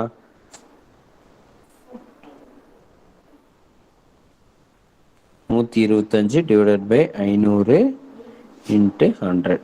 அவன் எவ்வளவு மார்க் எடுத்திருக்கானே 25% தான் எடுத்திருக்கான். ஓகேங்களா, இது கூட ஒரு கொஸ்டினா கேட்கலாம். அவன் எவ்வளவு மார்க் எடுத்திருக்கான் அப்படின்னு கூட கேட்கலாம். புரியுங்களா? எப்படி கேட்கலாம்? An student has to obtain 33% to pass. he got 120 marks and failed by 40 marks. இந்த மேக்ஸிமம் மார்க்னு கேட்டா 500ன்னு கண்டுபிடிச்சிடும். எப்படி? 33%ங்கிறது 165ன்னா 100% எவ்வளோ? 500 மார்க். அவன் 500க்கு 165 எடுத்தா தான் பாஸ், அதான் 33. பட் ஆனா அவன் 500க்கு 125 தான் எடுத்திருக்கான். அப்ப அது எவ்வளவு பர்சன்டேஜ் கேட்டா அவன் 500க்கு 25% தான் எடுத்திருக்கான்னு அர்த்தம். புரியுதுங்களா? இதுல ஏதாவது இந்த சம்ல ஏதாவது டவுட் இருக்கா? இந்த சம்ல 2 ஆன்சர்ல எது வேணாலும் கேட்கலாம். சரிங்களா, மேக்ஸிமம் மார்க் என்னன்னு கேட்கலாம், அவன் எவ்வளவு பர்சன்டேஜ் மார்க் எடுத்திருக்கிறான் அப்படின்னு கேட்கலாம். ஓகேங்களா, ரெண்டும் கேட்கலாம், எப்படி வேணாலும் கேட்கலாம். பட் ஆனா ஒரே ஸ்டெப் தான் ஆன்சரு. ஆனா குழப்பிக்காம நம்ம தான் வந்து குயிக்கா சால்வ் பண்ணணும். சரிங்களா, அதாவது 33%ங்கிறது 165 மார்க்னா 100%க்கு எவ்வளோன்னா 500 மார்க். Total mark 500. அவன் அந்த டோட்டல் மார்க் எவ்வளோ எடுத்திருக்கான்னு கூட கேட்கலாம். அப்ப எவ்வளோ எடுத்திருக்கான்? அவன் 25% தான் எடுத்திருக்கான். அப்ப எவ்வளோ ஃபெயில் பை ஹவு மச் பர்சன்டேஜ்னு கேட்டா 8%. அதுவும் போடணும். சரிங்களா, இதே கொஸ்டினை சிம்பிளா சால்வ் பண்றது எப்படி வேணாலும் கேட்கலாம். அப்ப எவ்வளவு பர்சன்டேஜ்ல ஃபெயில் பண்ணிக்கிறான்னா 8% கம்மியா எடுத்திருக்கான்னு கூட கேட்கலாம். 3 கொஸ்டின் கேட்கலாம் இந்த சம்ல. மேக்சிமம் மார்க் கேட்கலாம், எவ்வளவு பர்சன்டேஜ் எடுத்திருக்கான்னு கேட்கலாம், இல்ல எவ்வளவு பர்சன்டேஜ்ல அவன் ஃபெயில் ஆயிருக்கான்னு கூட கேட்கலாம். சரிங்களா, புரியுதுங்களா? இதுல வேற ஏதாவது டவுட் இருக்கா இந்த சம்ல? இந்த சம்ல ஏதாவது டவுட் இருந்தா கேளுங்க. 3 கொஸ்டின் 3 கேட்கலாம்.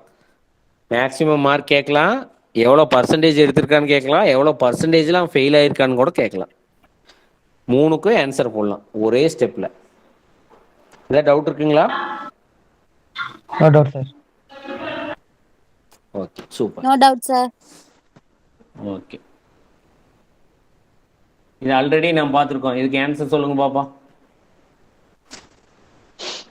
ஆல்ரெடி பார்த்துருக்கோம். 6 ஆர்டிக்கல் 5 ரூபாய்க்கு வாங்குறோம், 5 ஆர்டிக்கல் 6 ரூபாய்க்கு விற்கிறோம். இது எப்படி போடணும்? என்ன மெத்தட்ல போடணும்? ஞாபகம் இருக்குங்களா?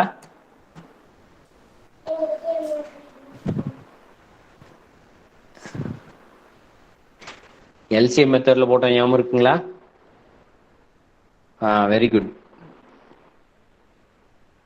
Very good. எல்சிஎம் மெத்தட்னு ஞாபகம் இருந்துச்சுனாவே போதுங்க, ஒன்றும் தப்பு இல்லை. சரிங்களா, இந்த சம்ம வந்து எல்சிஎம் மெத்தட்ல சால்வ் பண்ணுவோம். அப்ப 6 ஆர்டிக்கல் வந்து 5 ரூபான்னா என்ன பண்ணுவோம்? 6 ஆர்டிகல்ஸ் வந்து 5னா தென் என்ன 30 அப்படின்னு போட்டு 30 ஆர்டிகல்ஸ் வந்து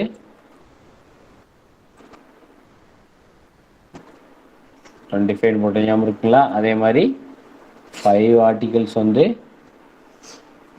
6னா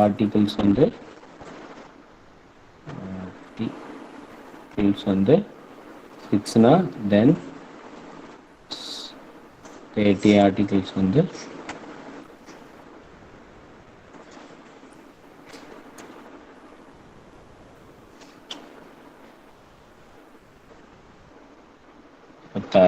கரெக்டுங்களா? இந்த 90 ருபீஸ் ப்ராஃபிட் வச்சு நம்ம போட்டிருப்போம். ஓகேங்களா? இதுவும் நான் ஒரு டைமுக்குள்ள எல்லா கிளாஸ்லையும் ரிப்பீட்டாக இது அந்த சேம் சம் லாஸ்ட் சம் சொன்னேன் இல்லையா, அதே மாதிரி எல்சிஎம் மெத்தடில் போட்டு 30 5க்காருக்கு எல்சிஎம் வந்து 30. அப்போ ஈஸியாக சால்வ் பண்ணுறதுக்காக இப்படி போட்டிருப்பேன். அப்போ என்ன பண்ணுவோம், 25 ரூபாய்க்கு 9 ரூபானா 100க்கு எவ்வளோன்னு சொல்லி போட்டிருப்போம். சரிங்களா? இந்த சம்மும் பழைய கிளாஸை நீங்கள் ரிப்பீட் பண்ணி தயவு செஞ்சு பார்த்துக்கோங்க. சரிங்களா?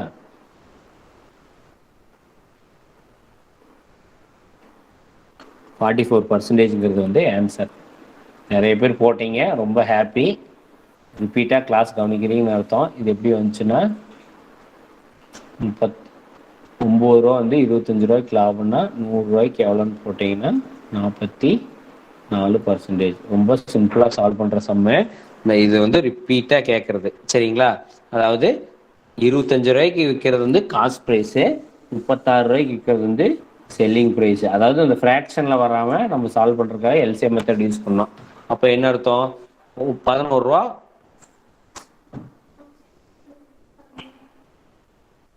சரி, இங்கே வந்து 9 கிடையாது 11, 11 ரூபா ப்ராஃபிட். 25 ரூபாய்க்கு 11 ரூபானா 100 ரூபாய்க்கு எவ்வளோன்னா 44%. நிறைய பேர் ஆன்சர் போட்டிருந்தீங்க, ரொம்ப ஹாப்பி. ரெகுலராக கிளாஸ் அட்டன் பண்ணுறீங்கன்னு அர்த்தம். சரிங்களா? கிளாஸ் அட்டன் பண்ணாதீங்களோ வந்து பழைய சம்ஸ் எப்படி சால்வ் பண்ணுங்கிறது பார்த்துக்கோங்க. ஏன்னா இந்த சம்மை நம்ம ரெகுலராக நிறைய டைம் வந்து ரிப்பீட் பண்ணியாச்சு. இந்த சம்மும் 40 ஷர்ட்ஸ், இந்த சம் ஞாபகம் இருக்குங்களா?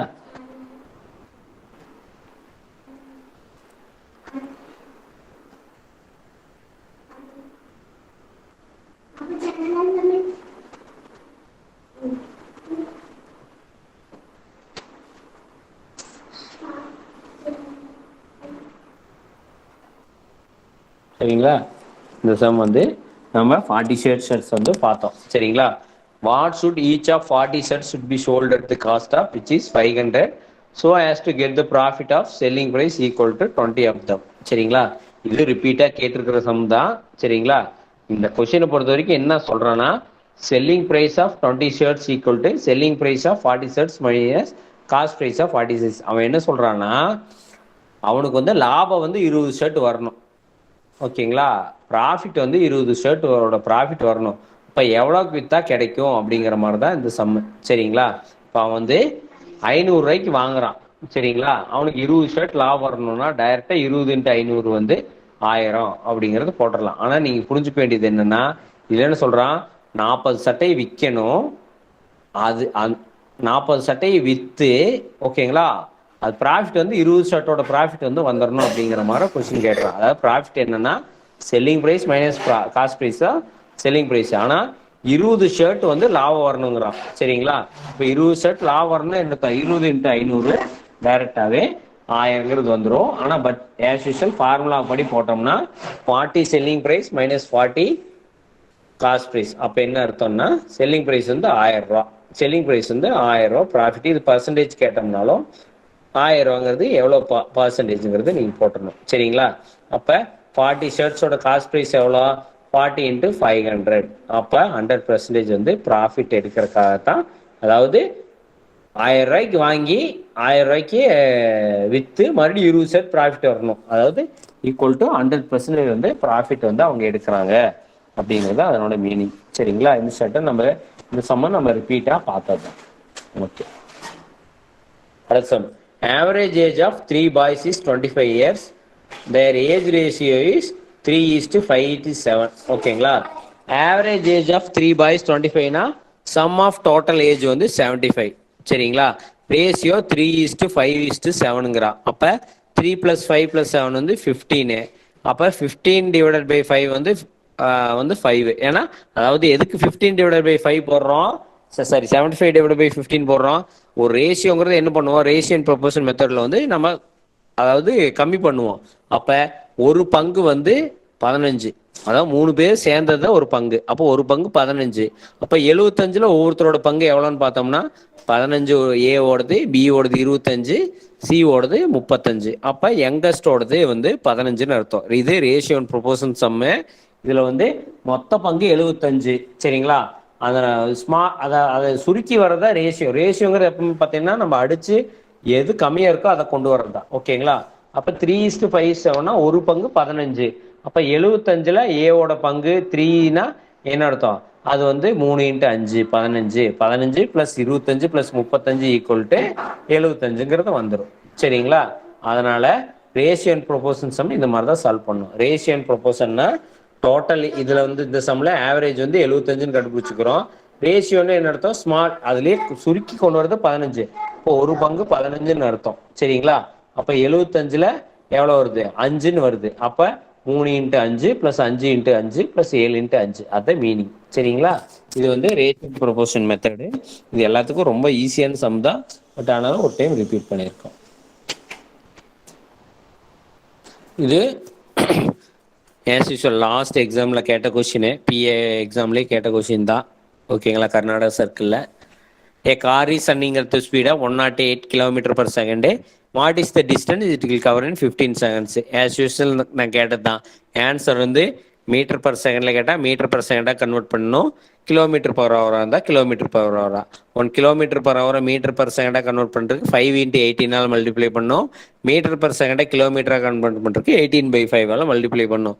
இது மறுபடியும் ரிப்பீட்டாக வந்து சொல்லிகிட்டே தான் இருக்கோம். பட் ஆனால் நிறைய பேர் ஆன்சர் வந்து தப்பு பண்ணுறீங்க. km/h மீட்டர் பர் செகண்டாக கன்வெர்ட் பண்ணுறதுக்கு இன்ட்டு 5/18, மீட்டர் பர் செகண்டை கிலோமீட்டர் பண்ணுறதுக்கு 18/5. ஓகேங்களா? இங்கே சம்பவத்துக்கு ஆன்சர் வந்து மீட்டர் பர் செகண்ட் கேட்டனால 5/18 × 108 = 30. அப்போ 15 செகண்ட்ஸில் வந்து 15 × 30 = 450. ரொம்ப ரொம்ப சிம்பிளான சம்மு. இதில் நம்ம தெரிஞ்சுக்க வேண்டியது km/h மீட்டர் பர் செகண்டாக கன்வெர்ட் பண்ணுறதுக்கு ஃபார்முலா என்ன, மீட்டர் பர் செகண்டை km/h கன்வெர்ட் பண்ணுறதுக்கு ஃபார்முலா என்ன. 5/18 18/5. நீங்கள் ஏதோ ஒன்றா ஞாபகம் வச்சுக்கோங்க குழப்பிக்காமல் இருக்கிறதுக்கு. Maximum km/h to metre per செகண்டையும் ஞாபகம் வச்சுக்கோங்க. சரிங்களா? 5/18 ஆப்போசிட்டாக வந்து 18/5ங்கிறத ஞாபகம் வச்சுக்கோங்க. சரிங்களா? அதனால திருப்பி திருப்பி தப்பு பண்ண வேண்டாம். ஏன்னா 18/5 போட வேண்டாம். 18/5 மீட்டர் சின்னதுனால 5/18. ஓகேயா சார்? ஆமா, நீங்க எப்படி இல்ல அதான் உங்களுக்கு எப்படி ஞாபகம் வருதோ அப்படி ஞாபகம் வச்சுக்கோங்க. சரிங்களா? ஆனா ஃபார்முலா வந்து சிம்பிளா என்னன்னா, இது ஆக்சுவலா என்ன தெரியுங்களா, கிலோமீட்டருங்கிறது எவ்வளோ, கிலோமீட்டருங்கிறது 1000. ஓகேங்களா? கிலோமீட்டருங்கிறது எவ்வளோ, ஒரு கிலோமீட்டரை மீட்டரா கன்வெர்ட் பண்ணீங்கன்னா என்ன அர்த்தம், 1000 மீட்டர் தான் வந்து ஒரு கிலோமீட்டர். சரிங்களா? பேசிக்கா நீங்க தெரிஞ்சுக்க வேண்டியது அதுதான். அப்ப 1000 டிவைடட் பை ஒரு ஒரு ஹவருக்கு எவ்வளோ செகண்டு, 3600 செகண்டு. அதுதான் மீனிங்கு. 1000/300 3600 தான் நம்ம வந்து அப்படி போட்டிருக்கிறோம். சரிங்களா? அப்போ 10 ÷ 36, அப்போ 5/18. நீங்கள் பேசிக்கை தெரிஞ்சிட்டிங்கன்னா இது வந்து ஒன்றும் குழப்பாது. சரிங்களா? km/h மீட்டர் பர் செகண்டாக கன்வெர்ட் பண்ணுற எப்படி, ஒரு கிலோமீட்டர் வந்து எவ்வளோ மீட்ரு, அப்போ 1000 மீட்டர். ஓகே, ஒரு ஹவருங்கிறது எவ்வளோ செகண்டு, 3600 செகண்டு. அப்போ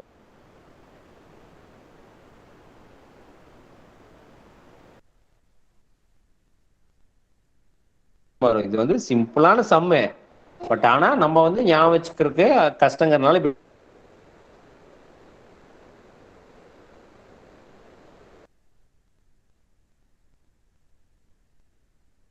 km/h என்ன அர்த்தம், ஒரு கிலோமீட்டர் 1000 மீட்டர் டிவைடட் பை ஹவர்னா 3600 செகண்ட்.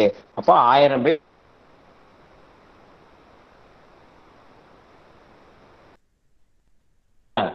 ஆனா நம்ம வந்து ஜஸ்ட் சரிங்களா, km/h to metre per second ஞாபகம் வச்சுக்கோங்க. 5/18.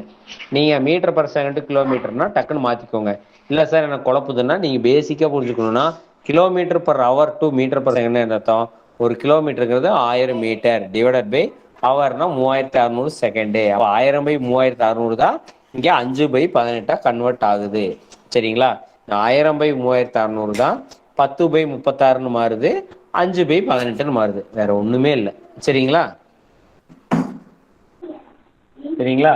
இன்னைக்கு மேக்ஸ் கிளாஸ் வந்து ரொம்ப ரொம்ப பேசிக்கான சம்ஸ் தான் பார்த்துருப்போம். ரெகுலராக ப்ரிப்பேர் பண்ணுறவங்களுக்கு பார்த்தீங்கன்னா என்னடா இவ்வளோ சிம்பிளாக நடத்திட்டான்னு தெரியும். இதில் பார்த்தீங்கன்னா லாஸ்ட் பிஏ எக்ஸாம்லேயே 6 கொஸ்டின் கேட்டிருந்தாங்க. நிறைய பேர் ரொம்ப ரொம்ப தப்பு பண்ணியிருந்தீங்க. இன்னைக்கு மேத்ஸ் கிளாஸ் கிடச்சிது நம்மளுக்கு கொஞ்சம் குயிக்காக இருந்தங்காட்டி சார் செலியன் சாருக்கு கிளாஸ் பண்ணியிருந்தாரு. பட் ஆனால் இன்னைக்கு திடீர்னு அவர் அட்டன் பண்ண முடியாதனால எனக்கு கிடச்சிது. ரொம்ப ரொம்ப ஹாப்பி. அதனால் நல்லா பண்ணுங்க. ஏதாவது டவுட்னா நிறைய பேர் பார்த்தீங்கன்னா ஒரு 4-5 பேர் தான் டவுட் போடுறீங்க. எனக்கு இண்டிவிஜுவல் சேட்டில் போடுறீங்க. எனக்கு குரூப்பில் வந்து எனக்கு கன்டினியூஸாக சீரியஸாகவே வாட்ச் பண்ண முடியல. ஏன்னா ஒரு நாளைக்கு பார்த்தீங்கன்னா நம்ம காலையில் எந்திரிக்கிறோம் பார்க்குறோங்கிறதுல அது மேட்ச் டவுட்டாக எதுன்னு தெரில. உங்களுக்கு குயிக்காக தெரியணும் அப்படின்னா எனக்கு இண்டிவிஜுவல் சேட்டில் போடுங்க. உங்கள் ரெஸ்பான்ஸை தயவு செஞ்சு போடுங்க. சார் இந்த கிளாஸ் புரிஞ்சுது, இந்த கிளாஸ் புரியலின்னு. நிறைய பேர் வந்து பார்த்தீங்கன்னா கூச்சப்பட்டுட்டு கேட்குறதே இல்லை. அது வந்து ரொம்ப ரொம்ப தப்பான விஷயம். திருப்பி திருப்பி சொல்கிறது என்னென்னா நம்ம கிளாஸ் நடத்துறது பார்த்தீங்கன்னா பேசிக்காக நடத்துங்களுக்கு மட்டும்தான். Thank you sir. Thank you very much Suresh. எல்லாரும் கொஞ்சம் கவனம். நாளைக்கு ஒரு நாள் தான் நடுவுல கேப் இருக்கு. நைட் எல்லாம் தூங்காதீங்க. எல்லாத்தையும் திருப்பி ஏற்கனவே நடக்கிற பாடத்தெல்லாம் திருப்பி படிங்க. சந்தேகத்தை எல்லாம் கிளியர் பண்ணிக்கங்க. Wish you all the best. கொஞ்சம் நல்லா கொஞ்சம் ப்ரிப்பேர் பண்ணுங்க. ஏன்னா இருக்கிறது ஒரு நாள் தான் நடுவுல கேப் இருக்கு. Okay, thank you sir.